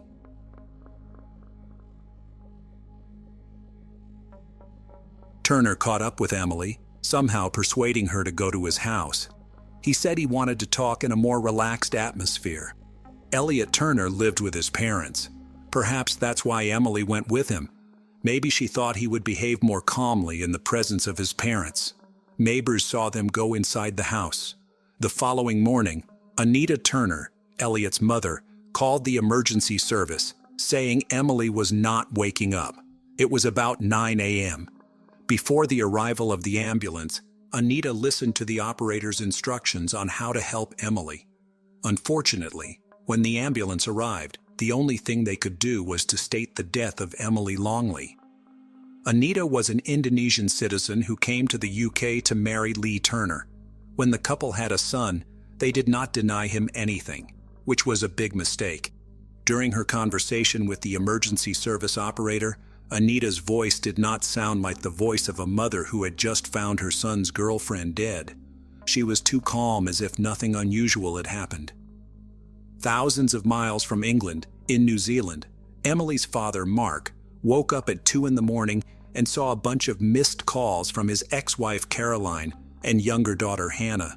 There was also a voice message from Hannah, but Mark could barely make out what she was saying. Then he heard Caroline scream in the background and her words, "Emily is dead." Mark refused to believe it. He called his mother in England. When she answered, his whole world fell apart. His mother was crying hysterically. Moments later, one of the police officers took her phone. "I'm sorry to tell you that your daughter Emily is dead," he said. Mark couldn't believe it. After all, Emily was sitting on his couch and smiling just a week ago. Flying to the UK, the grief-stricken father still refused to believe that his daughter was dead. But unfortunately, it wasn't a dream. The loss of the eldest daughter was a heartbreaking challenge for Emily's parents. The police told them that Emily had died in her sleep. It didn't make any sense. She was young and healthy. The police collected some evidence, but it was unclear what happened to Emily. They had to wait for the autopsy results. Elliot Turner's parents, Anita and Lee, told investigators they had been home all night and had not heard anything suspicious. Elliot publicly mourned Emily by posting photos of them together on his Facebook page. The police had nothing bulletproof to refute the story of Turner and his parents that Emily mysteriously died in her sleep. During the investigation of any death, the main factor is to determine the cause of it. When investigators discover the cause of the victim's death, they understand what they are dealing with and how to conduct an investigation. While waiting for the autopsy results, the investigators found out that a few days before her death, Emily had posted something strange on her Facebook page. "I have a stalker," she added. "Someone just called me and I was like, 'Who's this?' And they were like, 'You don't know me, but I know everything about you.' And I was like, 'How did you get my number?' And he was like, 'I'll tell you when I see you,' and kept asking me out. So I hung up and they won't stop calling," Emily wrote on Thursday, May 5th. At the same time, the police managed to find out that before her death, Emily quarreled with Elliot Turner in front of other nightclub guests. After interviewing Turner's friends, investigators learned that he tried to control Emily's every move, that he found out about her meeting with another man, and most importantly, that Elliot threatened to take her life many times. But his friends did not attach any importance to this, believing that these were just words with which Turner strengthened his image of a gangster. The autopsy did not give an exact cause of Emily's death.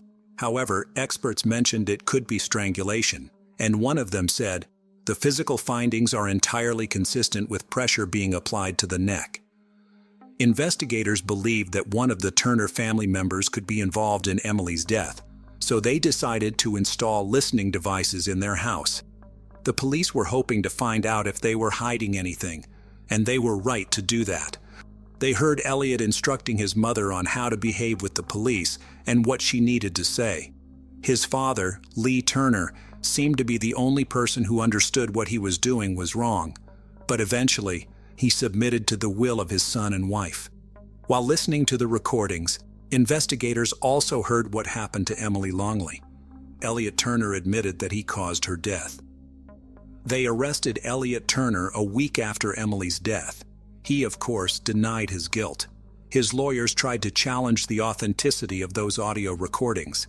However, having studied all aspects of this case, the judge allowed the prosecution to use the recordings as evidence. Not knowing the police were listening, Elliot admitted that he felt angry every day and that no one had ever pissed him off as much as Emily. During the trial in May 2012, his lawyer stated that their client acted in self-defense. Elliot Turner said that the quarrel in his bedroom turned violent and he had to grab Emily by the neck. He said he didn't strangle her. He just found her dead in his bed the next morning. During the second day of the trial, Turner told the court that he was disgusted by his actions that night. Allegedly, after finding Emily dead, he wrote a letter to his mother saying how ashamed he was and that he was leaving for Spain.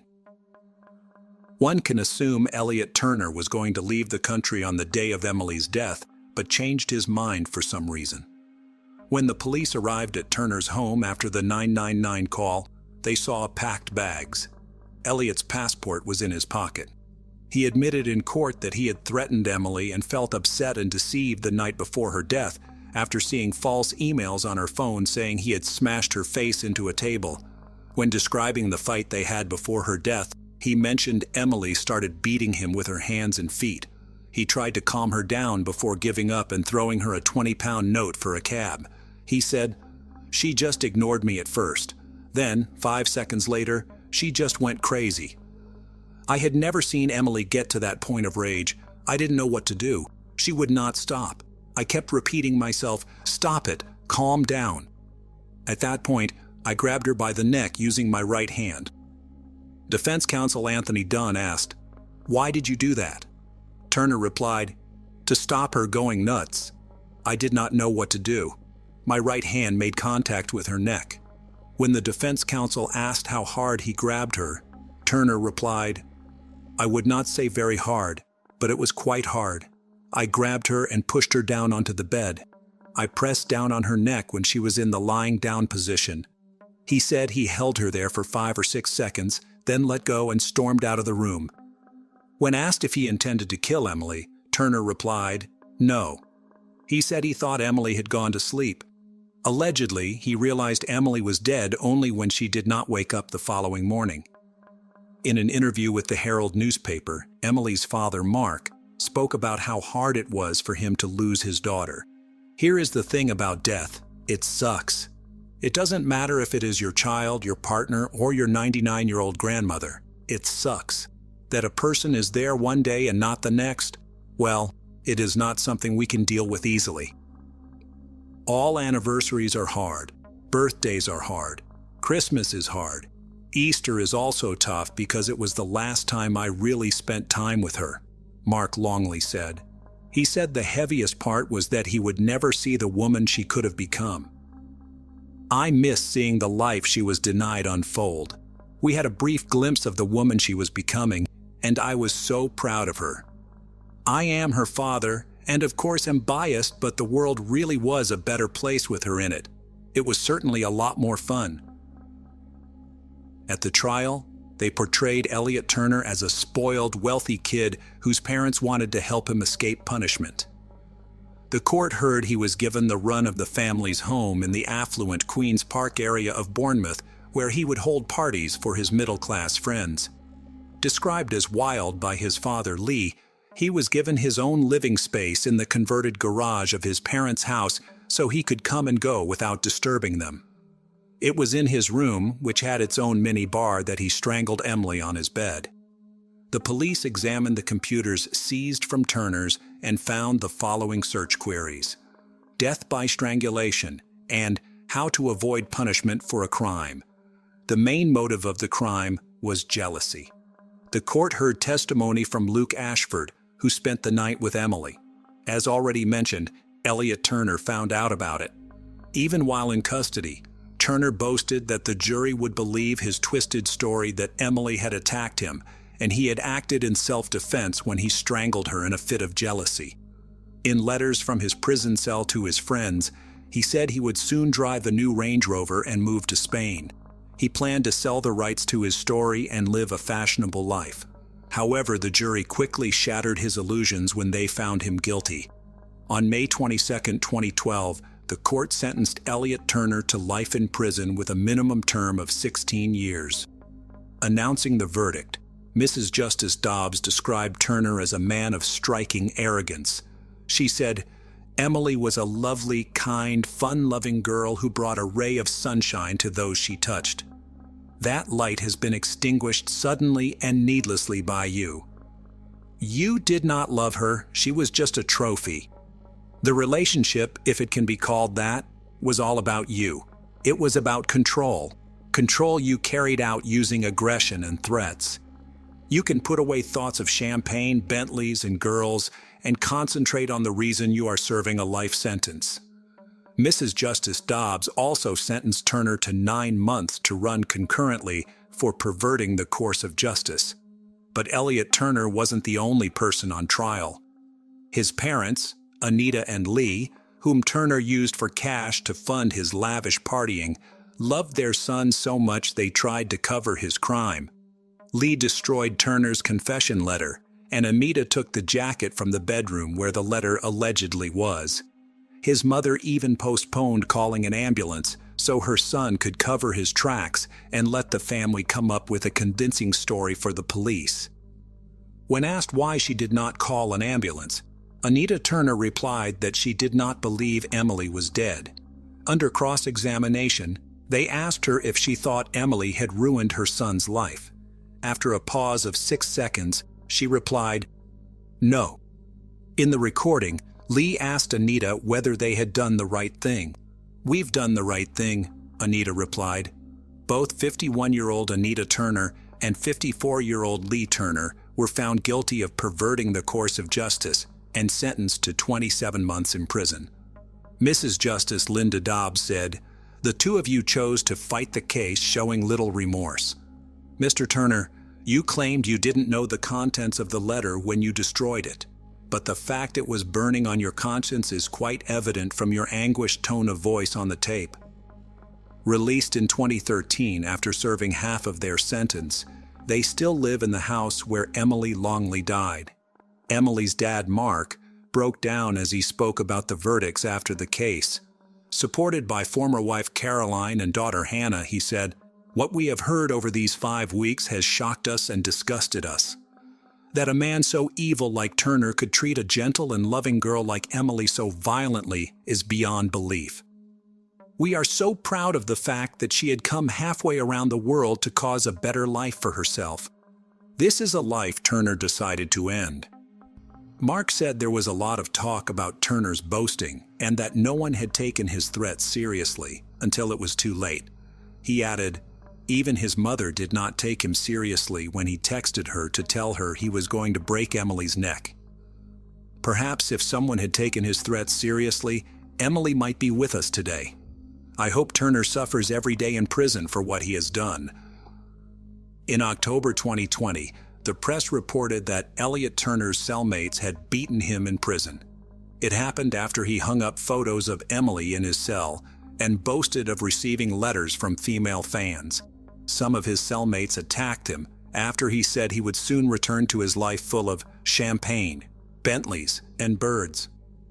In 5 years, Turner will have the right to apply for early release from prison. One can only hope that common sense will prevail and that the parole board will make the right decision regarding a person who still has no remorse for his actions. The case of Jordan Worth, a sadist with an angelic face.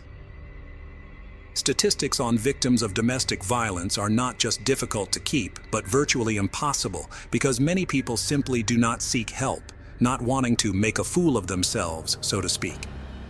Sometimes people endure years of abuse, beatings, and humiliation, and some facts are revealed only when the irreparable happens. Simply put, these statistics are often based on dead bodies.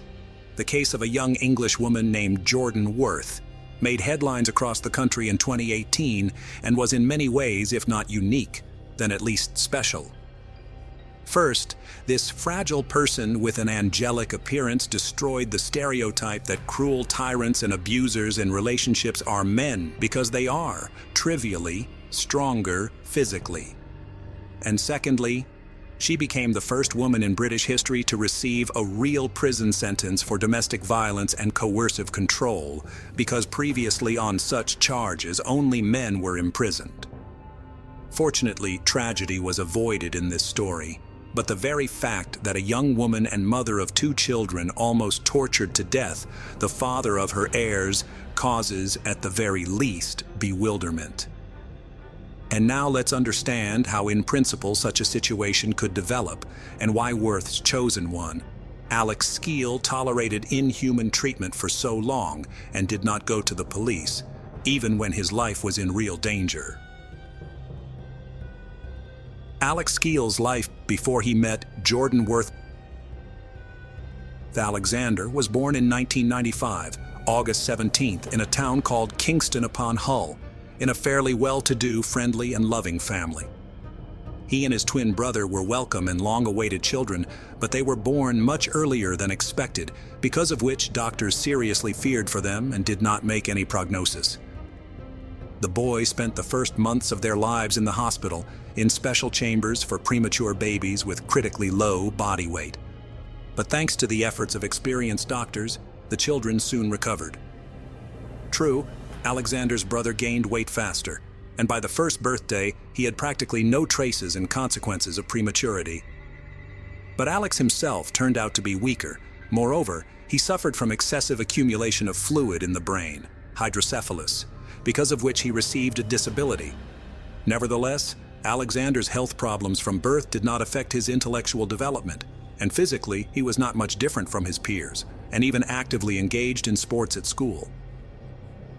Spouses Skeel adored their sons, from infancy surrounded them with love and care, as well as spared no effort and money to give them a good education and provide a better life. After graduating from high school, both brothers entered the prestigious Bedford College, where they continued their studies. Alexander was smart enough, had an attractive appearance, tried to regularly attend the gym, and in general, enjoyed success with the opposite sex. Except that, unlike his brother, who willingly went on dates and had affairs, he was quite shy and more focused on his studies. Love at first sight. It was in college that Alex met a young beauty named Jordan Worth. The girl was his age, she grew up in a wealthy family, and from a young age she knew almost nothing to refuse. She dressed beautifully and expensively, carefully watched her appearance, and led an active social life. Jordan was considered one of the most popular girls in college, which tried to court many guys. In addition, she, in parallel with her studies, worked as a volunteer, raising funds and organizing assistance to local shelters for homeless animals, as well as starving children in Africa. Worth was even repeatedly recognized for her efforts, and for trying to make the world a better place. At first glance, this girl seemed a real angel in the flesh, kind, sympathetic, in addition, intelligent and beautiful. Alexander fell in love with her at first sight, but at first thought that bright and popular Jordan will not even pay attention to him. However, as it turned out, he also immediately appealed to her, and she herself became the initiator of their acquaintance. Worth was much more experienced in amorous affairs, but for modest Skeel, she was the very first love of his life. Young people in love spent a lot of time together and were practically inseparable. In college, they were called the most beautiful couple, which was very flattering to Jordan. The first 6 months of the relationship were filled with love, romance, and mutual respect. Students tried to make each other pleasant surprises, gave cute gifts on small, but already so important for them dates. In their accounts in social networks daily appeared joint photos on which they were happy together.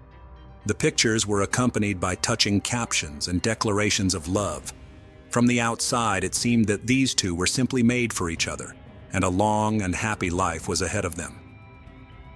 Quite quickly, the young people decided to live together and rented an apartment. Since they were both still students, significant financial assistance was provided by their parents, who, by the way, were not against the relationship of the couple. Jordan even liked Alexander's parents because she seemed to be a serious girl, planned to become a teacher of art history, and in general made a positive impression on others. However, time passed, and Worth's behavior began to change.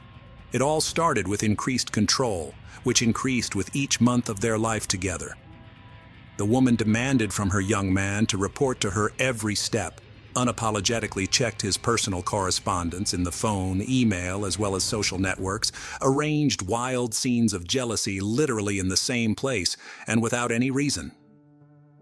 Alexander tried not to pay attention to this because he was in love, and such behavior of his passions did not bother him too much. Even when the beloved began to choose his own clothes, forcing him to wear only what she buys, the guy wrote it off as care on her part. Soon the woman began to limit the circle of socialization of her boyfriend. Jordan herself chose with whom and when he can see, and with whom he can no longer keep in touch. Under this separation fell not only friends and fellow students of Skeel, but also members of his family. As Worth got away with it, her boyfriend never complained to anyone, and they continued to look like a happy, perfect couple in public and on social media. The young lady began, literally, to revel in her impunity. She deleted contacts from Alexander's phone, without his knowledge blocked his family and friends, and even responded to messages on his behalf, often in a rude and insulting form. And after Jordan erased the correspondence, so that the guy did not even know what he said to people, from which they no longer wanted to communicate with him. The last straw and the breakup. The first alarm was raised by Alexander's twin brother, when Jordan began to prevent their communication. By that time, the parents of the brothers also noticed that Alex distanced himself from the family, and his beloved, and it all, began to avoid them, refusing to come to visit, even on holidays, and not wanting to communicate even on the phone. And on all attempts to get in touch with her, the woman was frankly rude. In those rare moments when the mother was able to get through to her son, she asked him to leave his chosen one, warning that nothing good will come out of this affair. But the young man in love did not want to listen to anyone and defended his girlfriend, claiming that she just so takes care of him and does not wish anyone anything bad. Soon the Skeel family became aware that Worth forced their son to drop out of college, leave sports, and get a job. At the same time, the woman took away from her lover all the money he earned and spent it on his own needs and entertainment. Then the parents again made an attempt to talk to their son and convince him to leave Jordan, but their efforts were again unsuccessful. In 2013, during the celebration of his adulthood, Worth committed a disgusting act, which she got away with. On that day, she and her friends celebrated the solemn event in a country hotel, and at some point closer to the night, when the guests have already begun to disperse, the woman, without saying anything to anyone, simply disappeared. Alexander literally went crazy trying to find his beloved and worried that something might have happened to her. She returned to their room in the morning, being in a state of strong alcoholic intoxication. And when the guy tried to find out where she was, she just attacked him with fists and insults, and then laughed and said that she was going to report to him. 2 months later, while celebrating Alexander's own 18th birthday, Jordan got into a fight in front of her boyfriend's family and friends. She beat up a 15-year-old girl neighbor whom the Skeel family knew well and had invited to the family party. Worth thought the woman was talking too sweetly to Alex, so she attacked her, pulling her hair and scratching her face. Jordan was barely calmed down, but it was clear to everyone what she was really like. After that, parents and brother insisted that Alexander broke up with the girl who behaved so aggressively and inadequately. Surprisingly, but the guy listened to them for the first time and agreed that his chosen one overreacted. The same evening he talked to her and said that he would not return to their apartment, but would stay to live in his parents' house. The reunion and the birth of their shared children. It's been almost 6 months since the couple broke up. Alex returned to his studies but continued to work. He almost no longer thought about Jordan, when on the eve of New Year's Eve 2014, she unexpectedly called and informed him that she was pregnant, and in the spring they would become parents. The guy was surprised and delighted with such news, and the woman apologized to him and said that she had not informed him earlier because she was sure that he did not want to see her anymore. The parents of the guy, having learned that they will soon have a grandchild, also melted, and themselves offered the woman to move into their house. Worth agreed and moved into the Skeel family home. She officially married the father of her child, and 3 months later she and Alexander had a common son, William. The young parents and grandparents were unspeakably happy, and until about mid-fall 2014, they lived amicably and quietly. It was a short period when Jordan really cared about her chosen one, tried in every possible way to please him, and fell in love with the guy anew. When William was 6 months old, it turned out that the girl was pregnant again. At this time, she again became capricious and hysterical, and demanded from Alexander that they immediately move out of his parents' house. The guy wrote off such behavior on raging hormones, but agreed to rent them housing in the city, where they soon moved. In the summer of 2015, the couple had a second common child, a girl, to whom they gave the name Alice. Alexander was absolutely happy, and literally carried his wife and children in his arms. But Jordan, finally convinced that the chosen one will not go anywhere from her now, showed the darkest corners of her soul. The turning point. After the move, Worth again forbade her husband to communicate with his family and did not let his parents see their grandchildren. At the same time, the woman willingly accepted from them financial assistance, and sometimes even made Alex himself to ask his parents for money. In just a few months, she completely subjugated his will, breaking him psychologically, and took his life under her total control. Jordan regularly humiliated and insulted her husband, and at one point she started hitting him. At first, not violently, as if testing how he would react, how he would behave, and when the woman realized that her husband would tolerate everything, would not tell anyone, and nothing would happen to her for this. She gave free rein to her cruelty, displaying sophisticated sadistic tendencies towards him. It all started when they started renovating their house, and the woman was constantly dissatisfied with everything Alexander did.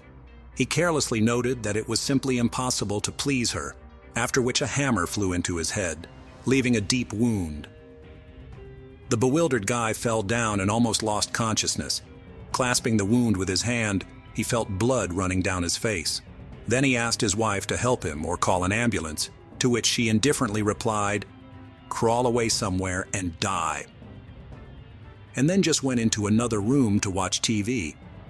Alex treated the head himself, didn't go to a doctor, and didn't say anything to anyone. From that moment on, Jordan was convinced that whatever she did, she could get away with it, and her husband would never complain to anyone, and certainly would not go to the hospital or the police. 3 years of hell. The next 3 years of his life turned out to be incessant moral and physical torture for Alexander, but he himself was already so depressed that he did not feel it, and did not even feel the threat hanging over him. He continued to work, tried to provide his family with everything they needed, but he became increasingly irritated and discontented with his wife, who now not only beat him every day, but also invented more and more sophisticated abuse. Now the young man was forbidden to sleep on the matrimonial bed, and instead he was confined to the floor, on the bedside mat, without a blanket or pillow, like a dog. He was also forbidden to enter the kitchen, and he could only eat what his wife and children did not finish. In fact, Alexander was starving because he could not buy anything outside the house, because Jordan took away all his money. In addition, the woman deprived her husband of sleep and rest, having invented a new entertainment for herself. As soon as he fell asleep, she would beat him on the head, cut him, or pour boiling water on him. Skeel later recalled waking up each time in savage pain, bloody or burned. After that, he would go to treat and bandage his wounds with improvised means, and his wife would go to bed quietly. Alexander perceived what was happening as something ordinary. He was finally broken morally and did not try to resist. The man completely stopped communicating with his parents and brother, and his wife, on his behalf, regularly asked them for money. Also financially helped them her parents so that the young woman could not deny herself anything. Skeel lost a lot of weight and weighed already less than 50 pounds. In addition, his body was constantly covered with wounds, abrasions, burns, and hematomas, which could not but cause questions from others. At work, the guy was urged to go to the hospital, so his wife forced him to quit for fear of exposure. After the dismissal, he finally became a hostage of Jordan, who now abused him day and night. Long-awaited deliverance. Despite the horror that was going on in the couple's home, those around them still thought they were a happy family.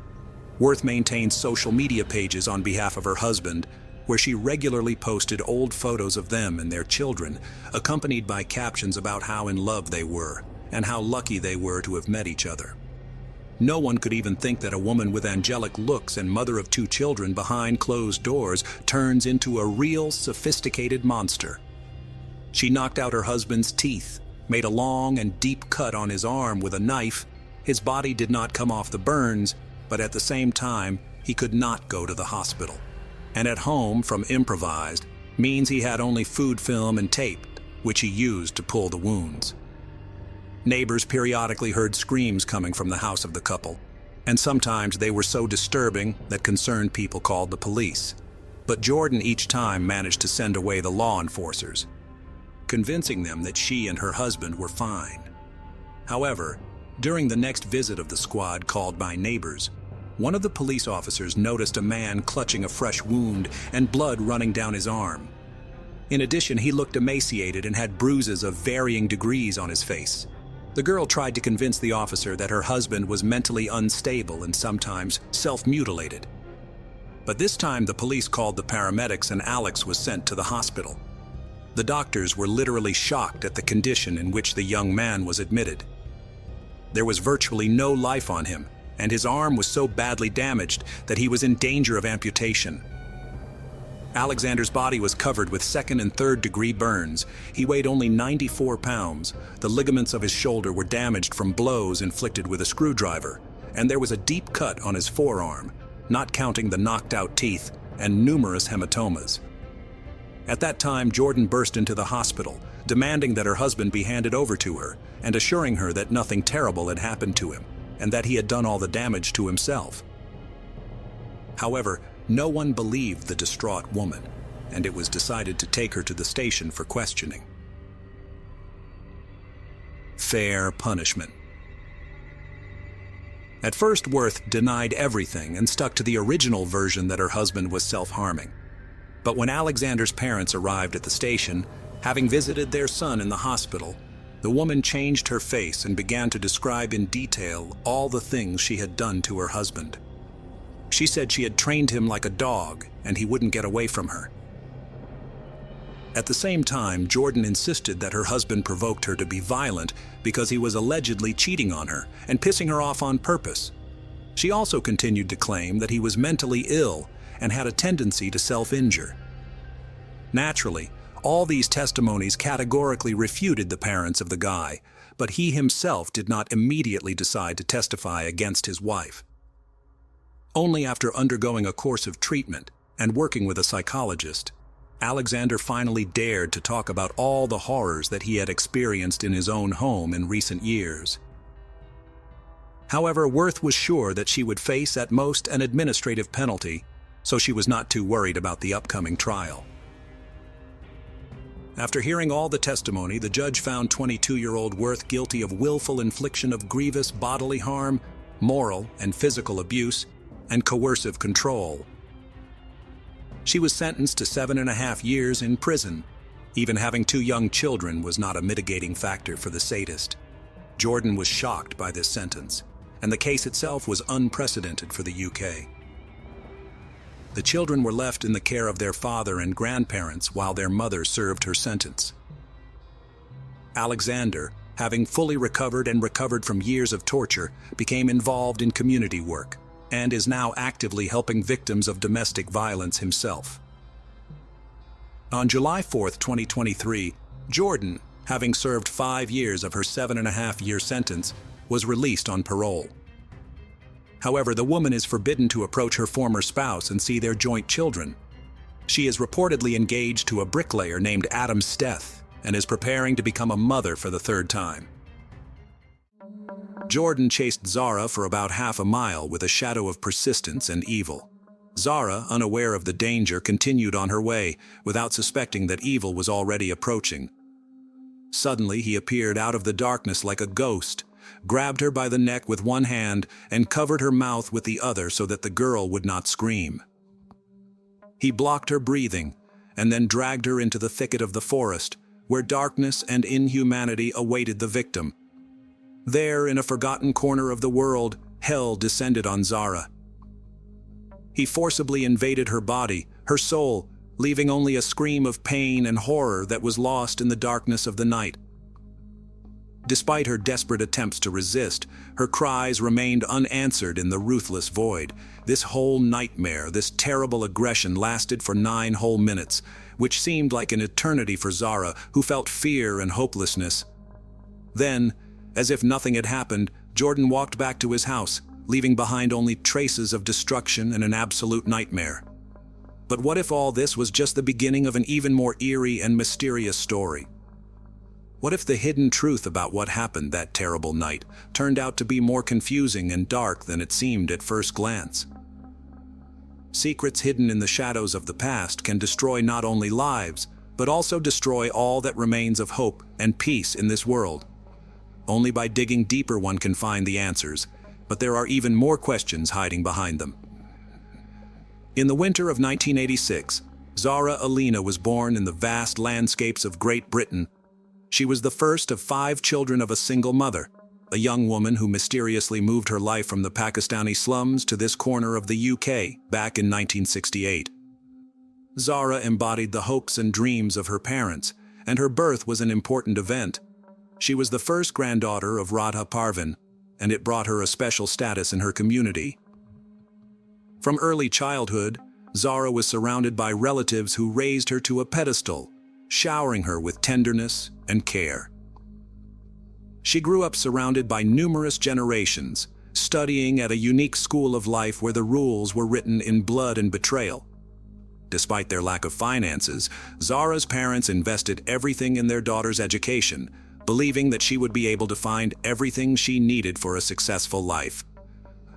Their dreams were strong, their hopes were stronger, but in this world of dark streets and hidden ambitions, Zara's life was in danger, hanging over her like a dark cloud. From early childhood, the fire of passion and hunger for life burned in Zara's heart. She dived into the world of tap dancing, where every movement, like a note in a symphony of passion, gave birth to beauty and harmony. Swimming was another passion of her soul, allowing her to escape from the gray everyday life and feel the wave of freedom. She always dressed exquisitely, as if creating a work of art from herself, embodying her dreams in every outfit. But that was just the beginning. When she skated for the first time, she felt new breath of freedom in her soul. Skating became not just a hobby for her, but a way of breathing, a way of expressing the deepest essence of her soul. Among those who knew Zara, no one was surprised to hear that she dreamed of becoming a lawyer. Her heart was full of desire to protect and help others because she was that bright ray of hope in a world full of evil. Her friendly nature sparkled with joy which was contagious, like a fire in the dark. Her gaze and sparkling eyes promised miracles, and her black curly hair seemed to have been created to tempt fate. Her image was full of charm, like a magic potion mixing passion, kindness, and courage in an extraordinary cocktail of attractiveness. Already in her teens, she had the opportunity to travel around England and visit museums and galleries. She showed big interest in art and culture. These trips became an indicator of how independent she was. Later, trips to the rest of Europe followed. This was a clear confirmation that she inherited the desire for adventure from her relatives. It seems she was following in the footsteps of her Aunt Farah, who, unlike the rest of the family, chose Portugal over the UK. It was fascinating for a young woman to see the work of her aunt, who worked as a psychotherapist in women's organizations. Zara visited her several times. After graduating from high school, her aspirations began to be realized when she got in the University of Westminster. Since then, she worked hard to achieve her goals while taking care of her mother and grandmother at the same time. Her tiny figure was full of a passionate soul and unstoppable energy. Her sense of justice and equality was not limited to the walls of the lecture hall. On the contrary, the generous and caring Zara supported refugees fleeing violence and sought to give a voice to those who had less power. She also participated in volunteer work in community canteens to help the homeless. In general, she had a special habit of noticing the needs of others and always including them in her schedule. Zara was an easygoing girl. Her Aunt Smira Naz lived nearby, and she often visited her several times a week. While preparing for the exams, she asked her aunt to help her to study, but they always ended up laughing. Zara left a trail of joy behind her everywhere she went, as those who knew her at that time claimed. In addition, she was hardworking, covered all her expenses, and helped her family. She worked at a local clothing store and knew everyone in the area, from teenagers to the elderly. She always greeted everyone with kindness and was willing to help if necessary. The young girl could talk for hours, but it did not affect her ability to listen carefully to others. Her generosity extended to all living creatures, and she especially loved cats. Sometimes she spent her own money to take stray cats to the vet, take care of them at home, or persuade neighbors to take them in. Her friend Sanji Naira described her as radiant, and believed that her main gift was the ability to share optimism. When Sanji was in a bad mood, he turned to her for help. In Zara's life, there was a bright star whose name was engraved in the very depths of her heart, Carissa Peters. They were not just friends, but companions in the struggle for justice, for protection of women from violence and abuse. Their shared hobbies, especially in the field of women's rights, and it was the connecting thread that carried their friendship through difficulties and trials. Zara and Carissa were so close that they seemed to share the same soul. They easily entered each other's house, as if they were their own shelters from the storms of the world, or talked on the phone almost every day, discussing the news, their thoughts and plans for the future. In 2002, after successfully passing the exams and completing her internship in law field, Zara had the opportunity to work in the Crown Prosecution Service. It was an important step, and an integral part of her dream to become a full-fledged lawyer. To do this, she worked tirelessly, even when her studies were interrupted by worries about her mother and grandmother, as well as financial difficulties. This step was important not only for her, but also for Carissa and for those who believed in her, who support her on this stormy journey to a bright future. On her first day at her new job, Zara couldn't help but be happy. She sent a smiley selfie to her friends and family, as if announcing to the whole world her new era of life. It wasn't just a new job, it was the last piece in the mosaic of her dreams. She had been coming to this for so long that she could hardly believe in her own happiness. Working as an administrator might seem a secondary post, but for Zara, it was a giant step towards her goal. At the age of 35, she realized that a new stage in her life was beginning, and this made her heart beat with extraordinary force. It wasn't just a working day, it was the beginning of a new era, an era when she felt fulfilled and happy. The new job strengthened her confidence in the fact that it was time to create her own family. She dreamed of her children, how they would be happy and protected, how they would live in a world filled with love and harmony. At that moment, Zara realized that every new day was a step towards her happiness, a step towards her dream of having her own family. With such an active life between work, volunteering, friends, and the attentive care of her mother and grandmother, with whom she lived in a separate room when necessary, Zara loved to walk. She liked to move freely. She didn't bother with small things. She could easily put a pair of shoes in her bag to change them for sneakers when needed. Zara believed that a woman should be able to move freely without any obstacles, and even more so that no one should have deprived them of this right. But near her house, there was a man whose existence completely took away this woman's right. His name was Jordan McSweeney. He was a few years younger than Zara, and it was unknown where he was from. One Saturday evening, when the sun had already set below the horizon, Zara was going to meet a friend. Even though she was not in the mood, she decided not to cancel the meeting. Zara's word was as strong as steel, and she always stuck to her promises, not allowing her mood to dictate her actions. Her devotion was as steady as a rock, and she was ready to walk through thick and thin for the sake of her friends. Before leaving, Zara picked up the phone to talk to Aunt Farah. But this time there was a certain anxiety in her voice that did not go unnoticed. Her aunt asked her to be careful, and Zara realized that even if she wasn't going to go far from home, the world around her seemed strange and unpredictable that evening. But she stubbornly told herself that she knew every dark corner of the city, and her name was known to everyone who had ever looked at her. But something about this evening made her heart beat faster, and Zara decided to be more careful. At the appointed time, she met her friend at a local bar called the Ilford Big Spoon, located on the West End of London. Ilford is a lively and diverse London area, an ideal place for dinner and gatherings, so the girls visited this place that Saturday evening. Then they went to another bar, and there Zara drank a couple glasses of water. At the same time, Jordan was having one drink after another at another nearby nightclub. An idea was forming in his mind, and he refused to resist it. He intended to find a woman to attack that evening.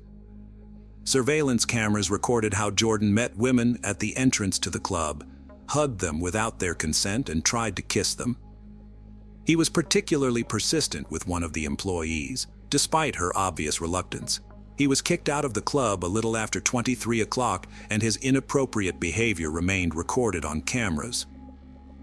When he came out, his actions were recorded by cameras as he walked along Romford Street towards the park.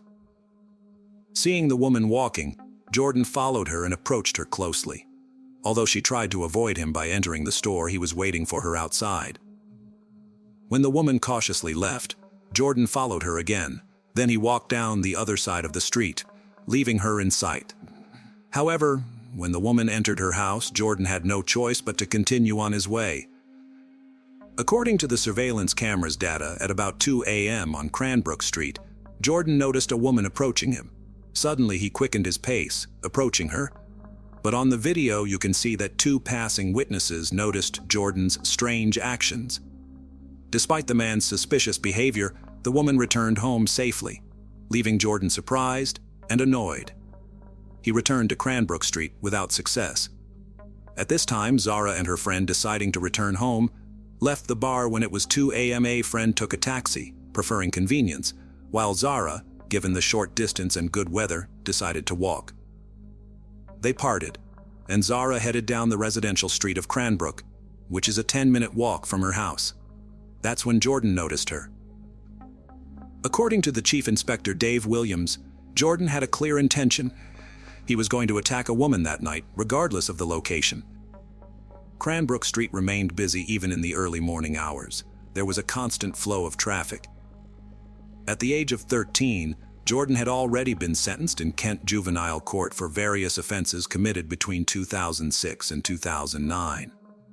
In August 2010, when he was 17 years old, he was found guilty of assaulting a girl, leaving her with a swollen eye, and he was given a 4-month detention and correction period. 11 years later, he attacked another woman, and he was again banned from approaching a woman, this time for 3 years. During this time, he had no right to contact her directly or indirectly. By 2010, Jordan had 28 convictions for 69 crimes, including theft, assaults on police and the public, criminal cases, theft of motor vehicles, traffic violations, committing crimes with bail, and shoplifting. On his page on a well-known social network, he bragged about having a huge collection of weapons, and in general, extolled a criminal lifestyle to the sky, posting different photos and quotes.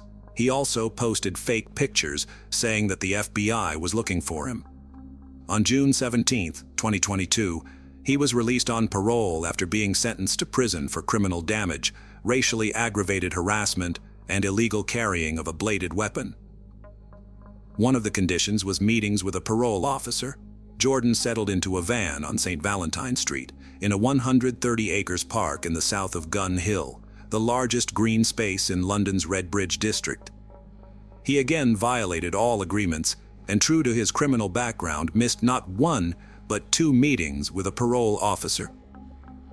As a result, the authorities refused to give him the advantage.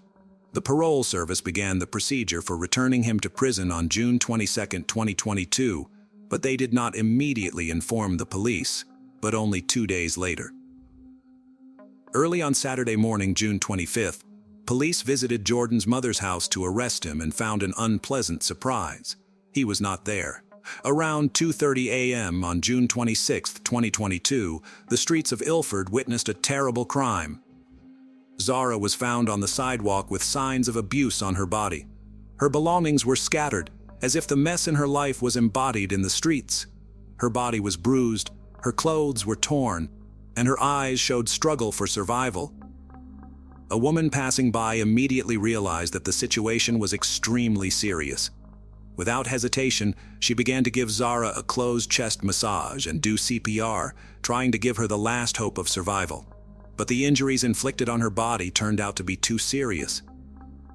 Even with all the help of passers-by and emergency medical help, it was too late.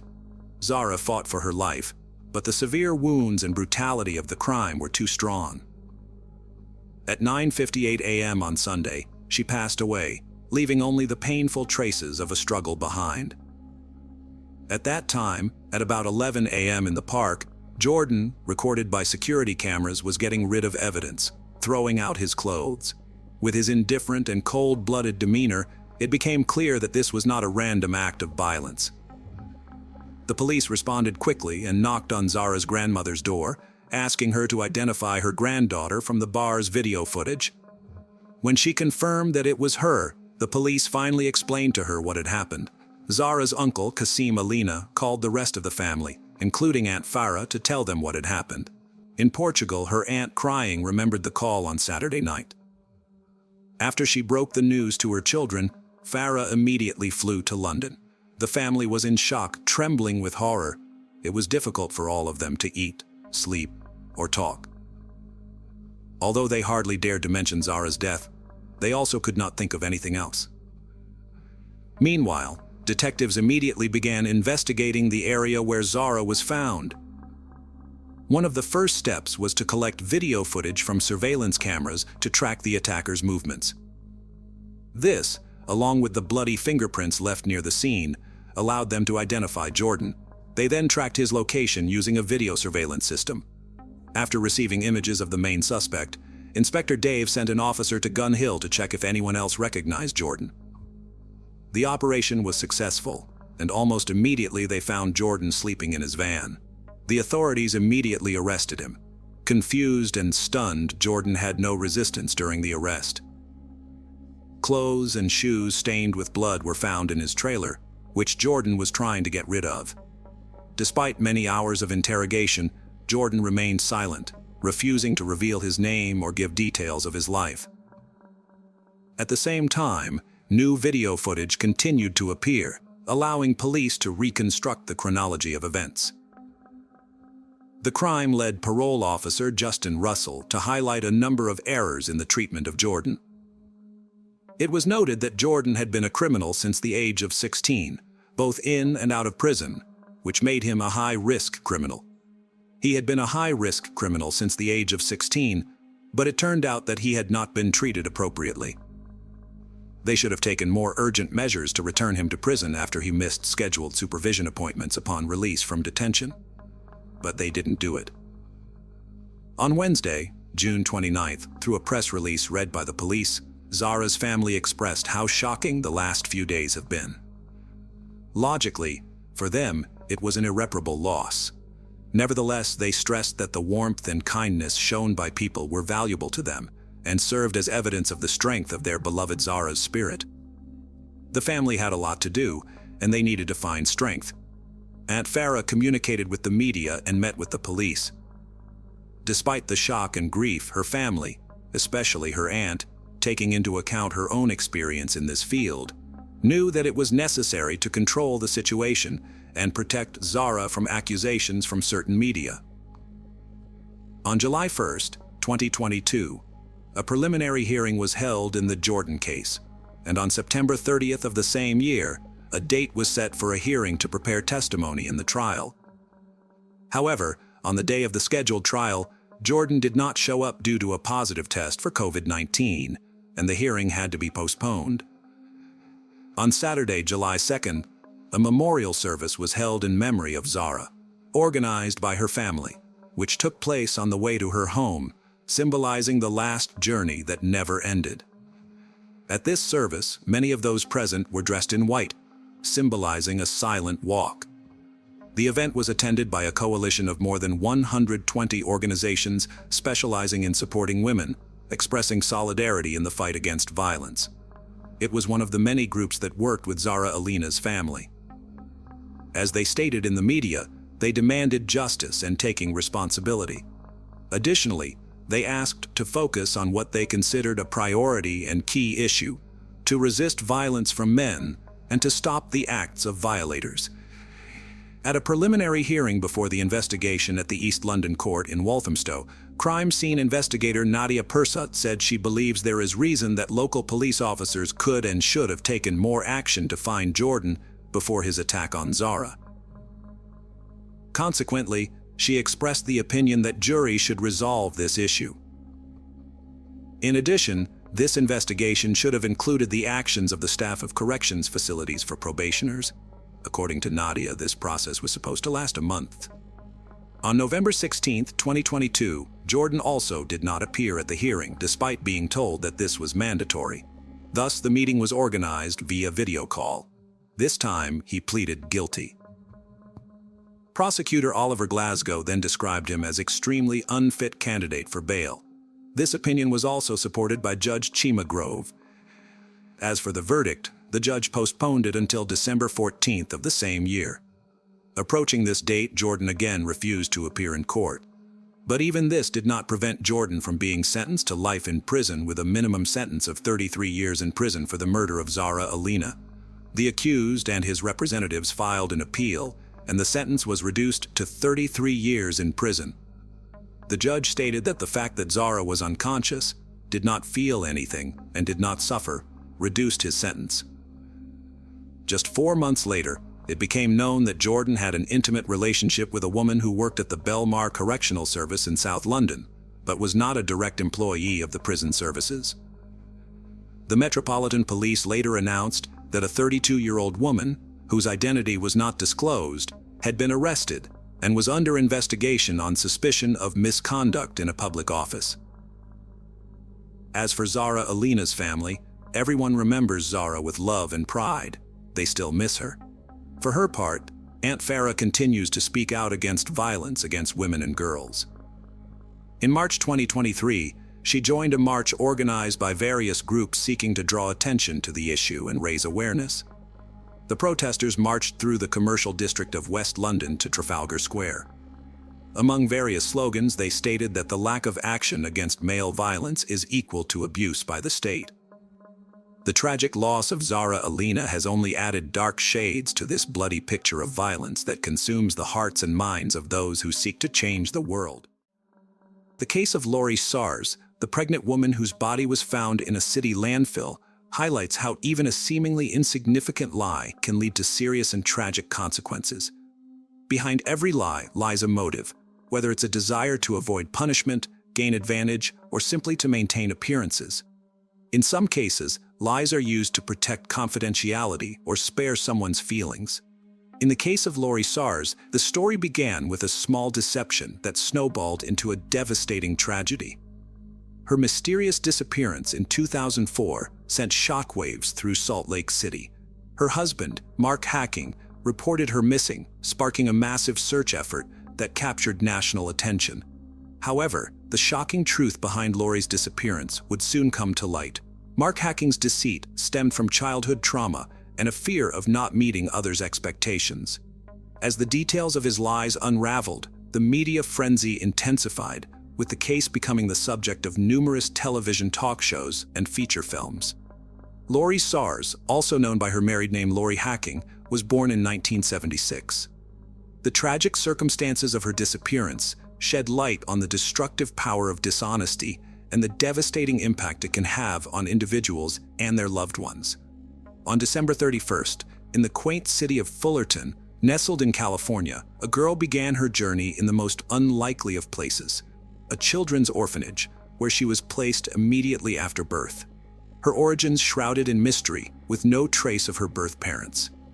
At the tender age of 2, fate smiled upon her as she was welcomed into the loving embrace of a religious couple, Thelma and Geraldo Suarez.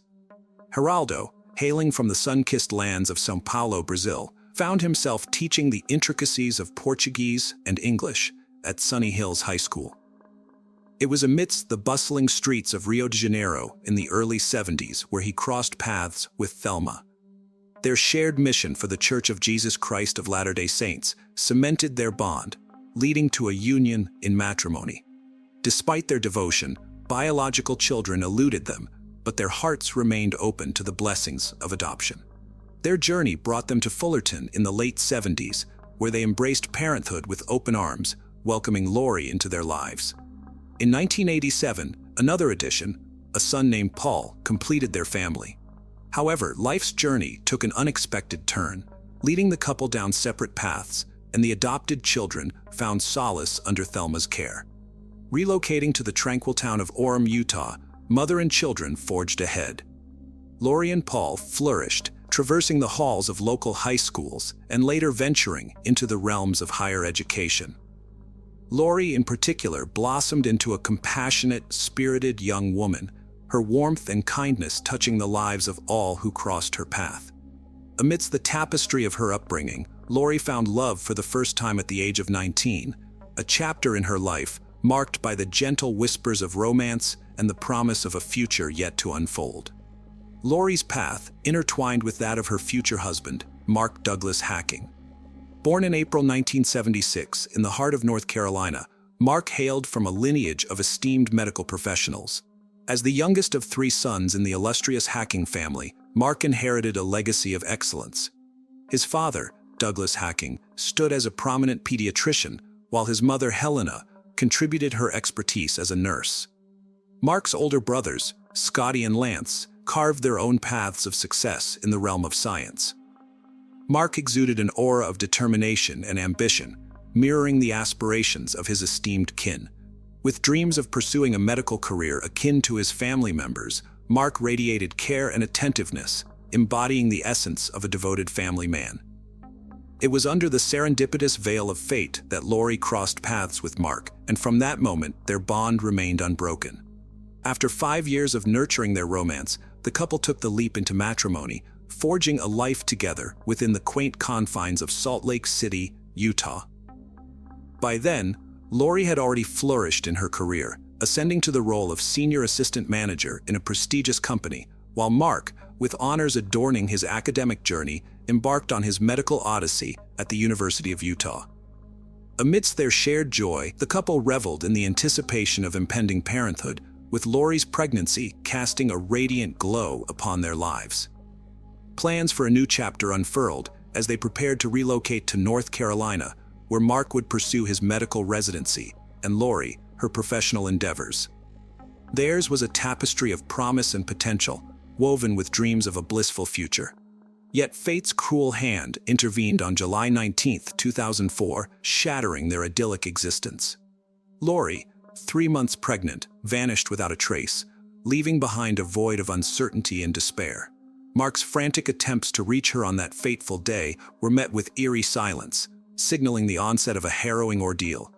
As the days stretched into an agonizing abyss of unanswered questions, the mystery of Lori's disappearance veiled their once bright future in a shroud of darkness. Several hours elapsed before Mark made his way to the police station, his heart heavy with worry as he reported the inexplicable disappearance of his 27-year-old pregnant wife. According to Mark's account, Lori had ventured to a nearby park in the morning, a routine part of her pre-work exercise regimen, but failed to return home thereafter. Initially assuming she had proceeded directly to her workplace, Mark's concern deepened upon discovering Lori had left her phone behind. As he recounted the events to attentive police officers, Mark's voice trembled with apprehension. However, protocol dictated that a formal search for a missing adult would commence only after a 24-hour period had elapsed since the disappearance. Undeterred by bureaucratic timelines, Mark resolved to initiate his search, driven by the fear that Lori may have fallen ill and required assistance. Setting out to the park where Lori had intended to visit that day, Mark's hopes were dashed upon finding her car parked at the neighborhood's periphery, yet no sign of Lori in sight. Returning home, he embarked on a relentless quest, reaching out to friends, relatives, and colleagues in a desperate bid for information. Their collective response echoed his distress, with no one having seen or heard from Lori on that fateful day. Word of Lori's disappearance quickly spread, igniting a groundswell of community concern. Before law enforcement intervened, hundreds of individuals comprising relatives, friends, acquaintances, and concerned citizens rallied to join the search effort. Together, they combed the vicinity, engaging neighbors, local vendors, and passers-by in their quest for any semblance of information, while plastering the area with flyers adorned with Lori's visage, a poignant plea for her safe return. On July 20th, as the official report of Lori's disappearance emerged, the news swiftly reached the media, casting a pall of concern over Salt Lake City. In response, the relatives of the missing woman convened a press conference, their faces etched with worry, beseeching the community for assistance. Mark, Lori's husband, stood at the forefront, his anguish palpable as tears streamed down his cheeks, imploring anyone with information about his pregnant wife's whereabouts to come forward. By nightfall, a groundswell of support had materialized, with nearly 1,000 individuals joining the search effort. As police scrutinized Lori's abandoned car, a perplexing detail emerged. Despite Lori's petite stature, the driver's seat had been adjusted to accommodate someone much larger, a discrepancy too glaring to ignore. Further confounding investigators, a key revelation surfaced during a search of the hacking residence: the discovery of the car keys purportedly found in the park. The incongruity was glaring. How could the keys be within the home if Lori, as Mark had claimed, had departed in the car and never returned? This turn of events immediately raised suspicions about Mark. He claimed that the keys had been left in the ignition when he discovered the car, so he simply took them out and brought them home. While this explanation wasn't enough to detain him, it certainly warranted closer scrutiny from law enforcement. Soon, suspicions about his involvement in his wife's disappearance were substantiated in a most unexpected manner. Overwhelmed by grief, Mark's behavior took a bizarre turn. The day after Lori was reported missing, police received reports of Mark running naked through the city streets, his cries unintelligible.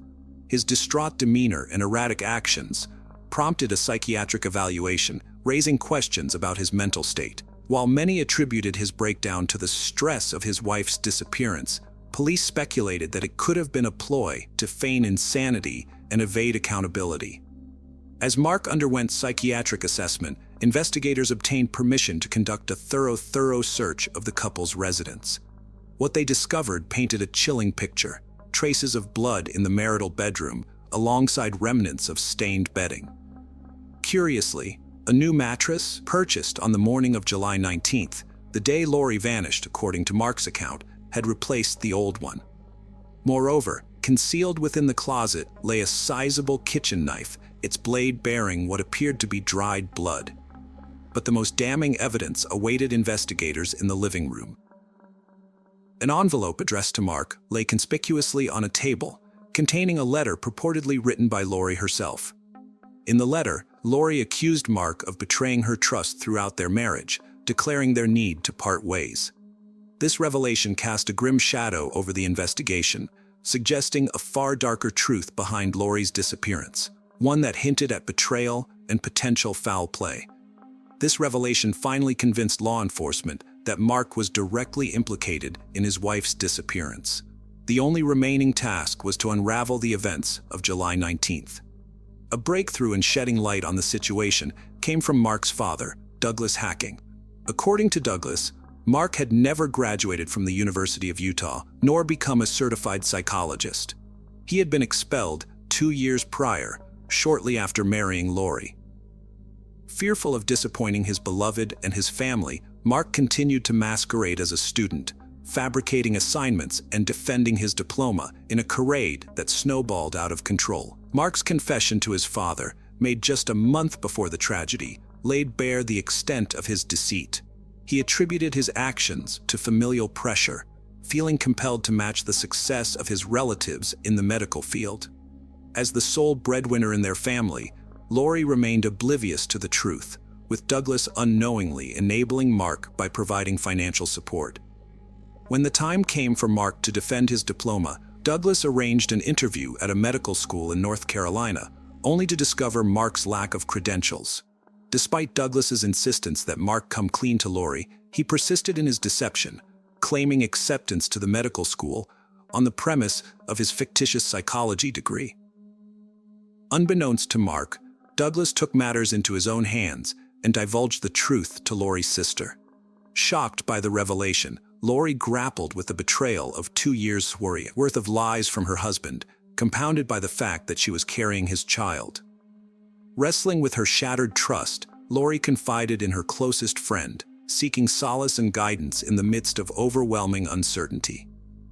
On July 25th, 6 days following Lori's disappearance, Mark, confined to a psychiatric hospital, was visited by his older brothers, where he divulged a chilling confession.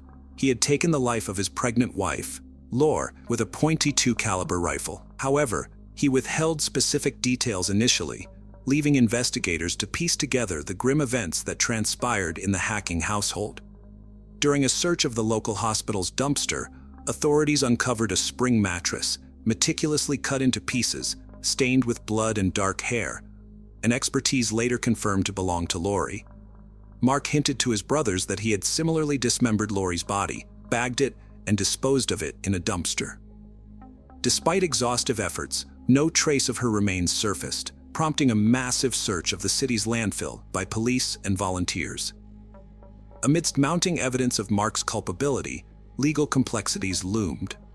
Though law enforcement harbored no doubts regarding his involvement, the absence of a body posed challenges. Nevertheless, on August 2nd, Mark faced formal charges of first-degree murder and obstructing an investigation, leading to his transfer to a mental health facility within the jail. A grim discovery on August 9th marked a critical breakthrough. Human remains were unearthed at the landfill, confirmed through expert examination to be Lori's. Subsequent investigations revealed a harrowing narrative. On July 18th, Lori penned a note to Mark, expressing her intent to divorce him upon discovering his web of lies. Fabrications about his education, aspirations, and reliance on familial support. Unwilling to accept Lori's decision, Mark resorted to an unthinkable act of violence. In the dead of night, as Lori slept, he callously ended her life with a single gunshot to the head. What followed was a calculated effort to conceal his heinous crime, orchestrating a facade of her disappearance. As legal proceedings unfolded, initial plans for seeking the death penalty underscored the gravity of Mark's actions, casting a shadow of justice over a tragic saga of deceit and destruction. For Mark, however, lingering doubts persisted regarding his awareness at the time of the crime. Subsequently, the penalty was revised to life imprisonment. Only in April 2005, under mounting evidence and legal counsel's advisement, did the accused confess to the murder. Yet, he remained unable to articulate a motive for his actions. Tearfully, he lamented Lori's significance in his life, expressing profound fear of losing her. On that fateful night, he claimed to have lost control, seized by a delirium that led him to fatally shoot his pregnant wife as she slept. Mark attributed his mental instability to familial pressures, which he perceived as relentless demands for academic excellence and unattainable standards. Following his university withdrawal, he bore the weight of shame for failing to meet these expectations, spiraling into a web of deceit from which he could not escape. Throughout court proceedings, Mark appeared in a bulletproof vest, facing incessant death threats. On June 6, 2005, the defendant was convicted of first-degree murder and sentenced to life imprisonment, eligible for parole no sooner than 2035. Despite Mark and his legal team's appeals, all attempts to overturn the verdict were fruitless. Upon hearing the verdict, the murderer himself acknowledged the prison as his rightful abode, acknowledging the impossibility of fully atoning for his actions. The consequences of his unfathomable crime reverberated, leaving irreparable scars on the lives of all involved. Lori's family made the poignant decision to erase the name Hacking from her headstone, laying her to rest under her maiden name, Suarez.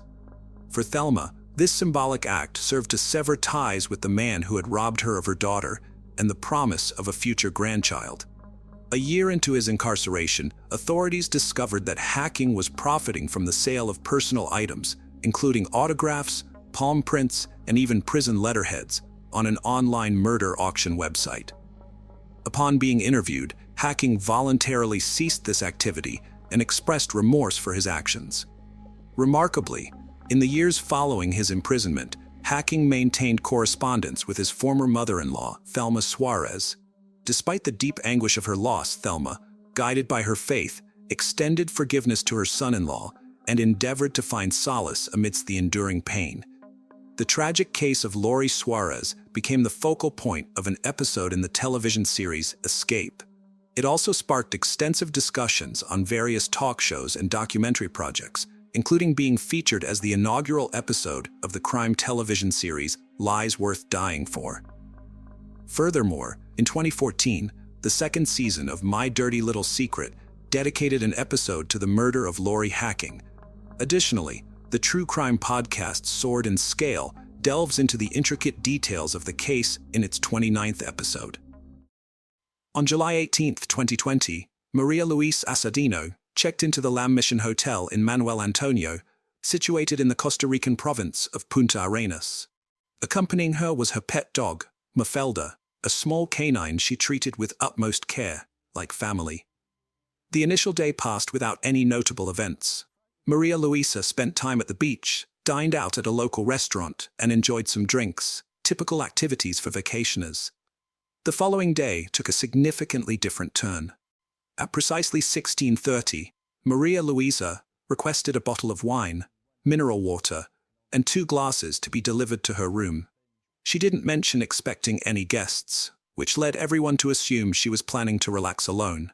Throughout the afternoon and evening, there were no recorded movements from her room. By July 20th, hotel staff tried to contact her, but got no response. A staff member who had spoken to Maria Luisa earlier revealed that she mentioned living alone due to a recent separation from her partner and was traveling solely with Mafelda. She also mentioned that the ongoing pandemic had adversely affected her mental health and stressed her need for a break. With these factors in mind and their inability to reach her, hotel staff decided it was necessary to perform a routine safety check. They found the main door locked from the inside and then approached the emergency exit door leading to the patio, an exit specifically designed for guests with pets. This door was partially open when they approached it. Upon entering the room through this exit, they were immediately confronted with an unpleasant odor and visible bloodstains in several areas. Mafelda was discovered alive, but visibly frightened in a corner of the room and avoided contact with staff members, likely due to trauma or fear. On the bed lay a motionless figure wrapped in a sheet. It was the lifeless body of Maria Luisa Assadino. Maria Luisa Assadino was a respected anesthesiologist, highly esteemed in her field. At 43 years old, she served as the head of the Department of Anesthesiology and Rehabilitation at Cima Hospital in Escazú. Her colleagues adored her for her unwavering dedication to her profession, especially during the early stages of the pandemic, when she worked tirelessly to help patients through challenging times. Maria Luisa, as a dedicated medical professional, offered significant support to her loved ones. She arranged health insurance, coordinated medical appointments, and played a crucial role for the Assadino family. Always willing to assist whenever necessary, Maria Luisa's parents lived in Fortunate, San Carlos. This distance made it difficult for her to be with them all the time. Her friends described her as a strong, intelligent, and friendly woman who had a zest for traveling both within Costa Rica and abroad. Her impeccable reputation was well known. The news of her tragic death shocked Costa Rica and her family members deeply. How could anyone have ill intentions towards someone like Maria Luisa? The mystery surrounding this case began immediately after staff discovered her lifeless body. The crime scene was not only disturbing due to the violence inflicted upon Maria Luisa, but also because of the complexities that arose once her rented hotel room was accessed. Exploring the details found in this case starts by looking at the hotel room in Costa Rica. Let's begin with access protocols.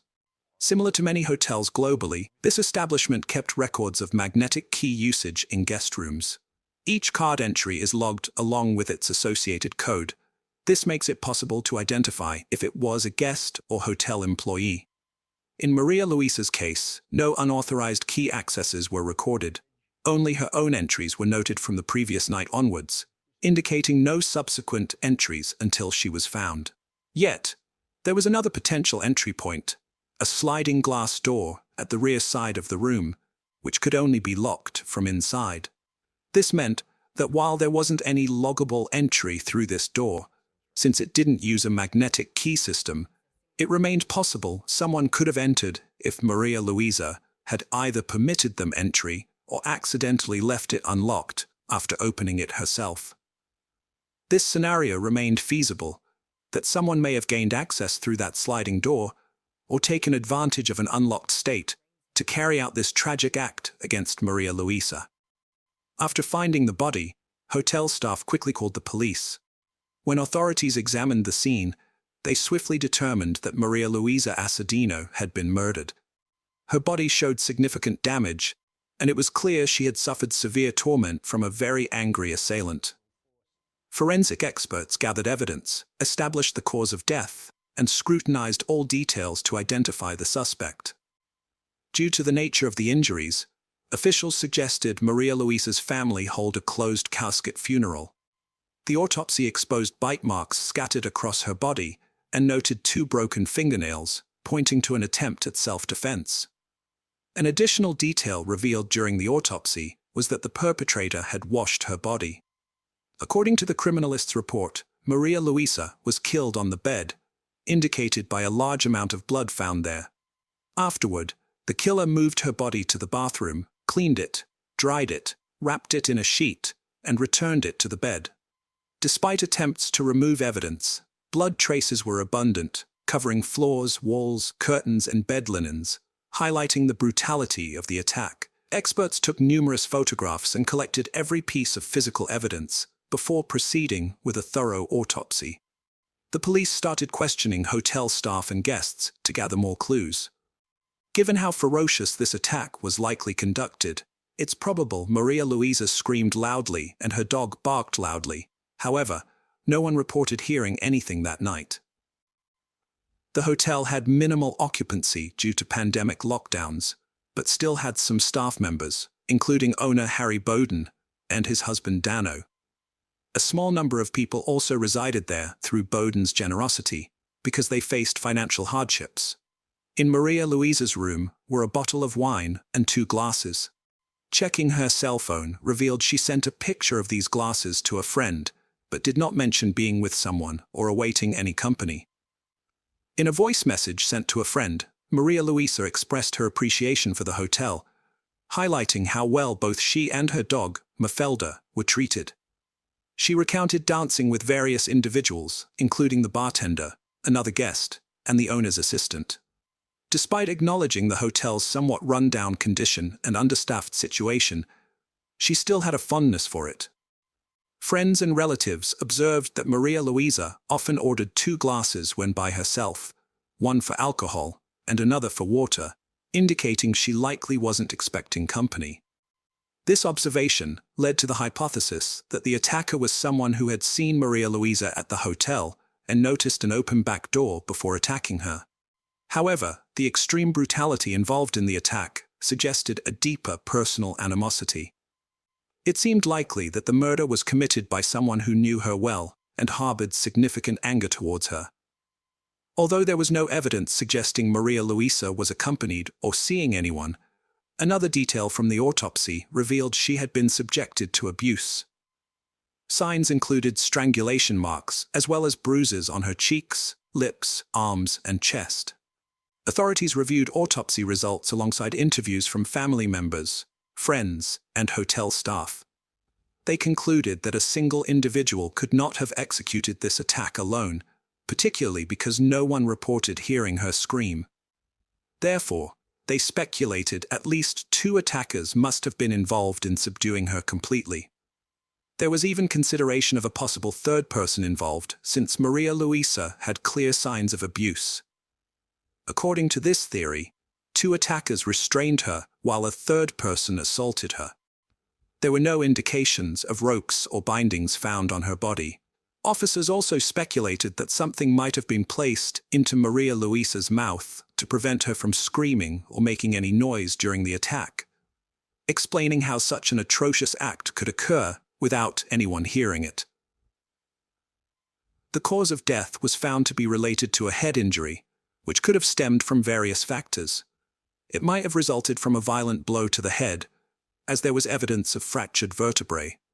Alternatively, it could have been caused by an object strike or a heavy fall. Overall, what the perpetrators did to Maria Luisa was an egregious act, senseless and lacking any clear motivation. The first suspect was identified quickly due to numerous fresh wounds on his body, resembling scratches and bruises indicative of self-defense efforts. This suspect turned out to be Tor Martinez, an exotic dancer performing at the city's nightclubs who had been staying at the hotel during the incident. He was detained while connections to the case were explored. His footprints matched those found at the crime scene, particularly in front of the bed on the black porcelain floor. Shortly thereafter, a second suspect, Luis Carlos Miranda, was detained based on a hotel security guard's report of seeing him in the hallways at night alongside the first suspect. Following Torreira's arrest, Luis Carlos was interrogated for any potential linkage to the crime. Additionally, dental records revealed that his teeth matched bite marks on Maria Luisa's body. Testimonies from hotel staff noted that Maria Luisa had casual interactions with both Luis Carlos and Herrera, not as friends or acquaintances, but merely exchanging greetings in passing. This may have occurred because there were only a few guests in the hotel at that time, leading them to encounter each other multiple times. Previously, it was noted that the hotel owner helped 2 friends by allowing them to stay on his property due to their financial struggles and the ongoing pandemic. These friends were Luis Carlos and Teodra Herrera. Given the matching footprints and bite marks found at the scene, police reasonably decided to question Harry Barton, who owned the hotel. During the inquiry, Harry disclosed that on the night of July 19, 2020, he and his husband were dining with Luis Carlos and Teodra Herrera in their apartment, situated within the hotel premises. After dinner, all 4 men proceeded to a private pool area.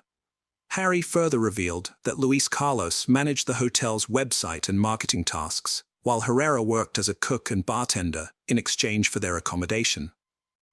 Initially, the relationship among the 4 was distant. However, over time, a friendship blossomed between Harry, his husband, and the 2 friends. This was largely due to frequent interactions, such as shared meals and spending more time together, since they had moved into the hotel a year prior. Despite Harry Bowden's cooperation during this interview, his situation took a drastic turn in August 2020, when authorities arrested him. This action followed dental records confirming that 2 bite marks on the victim's body matched his teeth. This revelation brought further truths to light. Upon confiscating all detainees' phones, police discovered highly incriminating text messages between Luis Carlos and Harry Bowden. These texts showed Luis inviting Harry for intimate activities involving observing another woman, a correspondence occurring just days before the incident. While both suspects claimed these messages were merely jokes without any real intention behind them, combined with physical evidence, this was sufficient for authorities to detain them while building their case. Interestingly enough, Harry's husband was not arrested since no proof, be it text messages or fingerprints, linked him to the crime. Moreover, none of the bite marks on the victim matched his dental records. Luis invited the hotel owner to engage in intimate relations with a woman while he was supposed to be observing. This correspondence occurred several days before the incident. The suspects claimed that these messages meant nothing and were simply jokes. However, together with physical evidence, this justified keeping them in custody while building the case. The only one who wasn't arrested was Harry's husband due to lack of evidence. No text messages or fingerprints. And importantly, the bite marks did not match those found on the victim's body.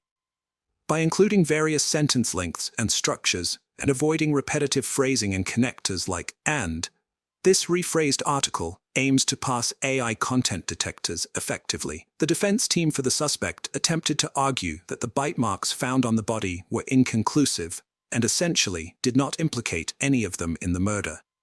Despite this argument, the three men were charged with thing easy of Maria Luis Asigno. Before the trial commenced, Harry Bowden's lawyer requested his client be released and placed under house arrest for two reasons. Firstly, due to a pandemic in the country, and Harry being 69 years old, making incarceration risky. Secondly, Harry had difficulty walking following knee surgery. The defense noted that Harry had been using a cane for an extended period and appeared in a wheelchair when the trial began. Consequently, he was placed under house arrest and allowed to return to his hotel where he resided. Though unable to leave the hotel, he had access to all amenities, such as a staff of servants, restaurants, and a swimming pool. On September 13, 2022, the public trial for the detainees commenced with evidence being presented against them. The prosecution faced challenges proving Harry Bowden's and Louis Carlos's involvement. Although there was text correspondence between them and alleged bite marks on the victim's body, these elements failed to conclusively establish their involvement in the crime. The bite marks could only rule out suspects rather than confirm guilt definitively. Hence, all hotel employees were ruled out as suspects. However, Harry Bowden and Luis Carlos remained under scrutiny, though absent conclusive evidence from dental records. In contrast, significant evidence was collected against Theodore Herrera. There was a blood trail, along with wounds on his body, inflicted by Maria Luisa in her self-defense attempts. Her blood was found under Herrera's fingernails, as well as on his shoes, watch, and cell phone located in his room during the search. Given this compelling evidence against him alone, and not against Bowden or Miranda, Herrera received a 50-year prison sentence, while Harry Bowden and Luis Carlos Miranda were acquitted due to insufficient physical evidence, linking them directly to the crime. Many believe these two men were also involved in the murder because the hotel security cameras mysteriously stopped working on that fateful. This suggests someone orchestrated this situation. Another individual, a hotel security guard, came under suspicion.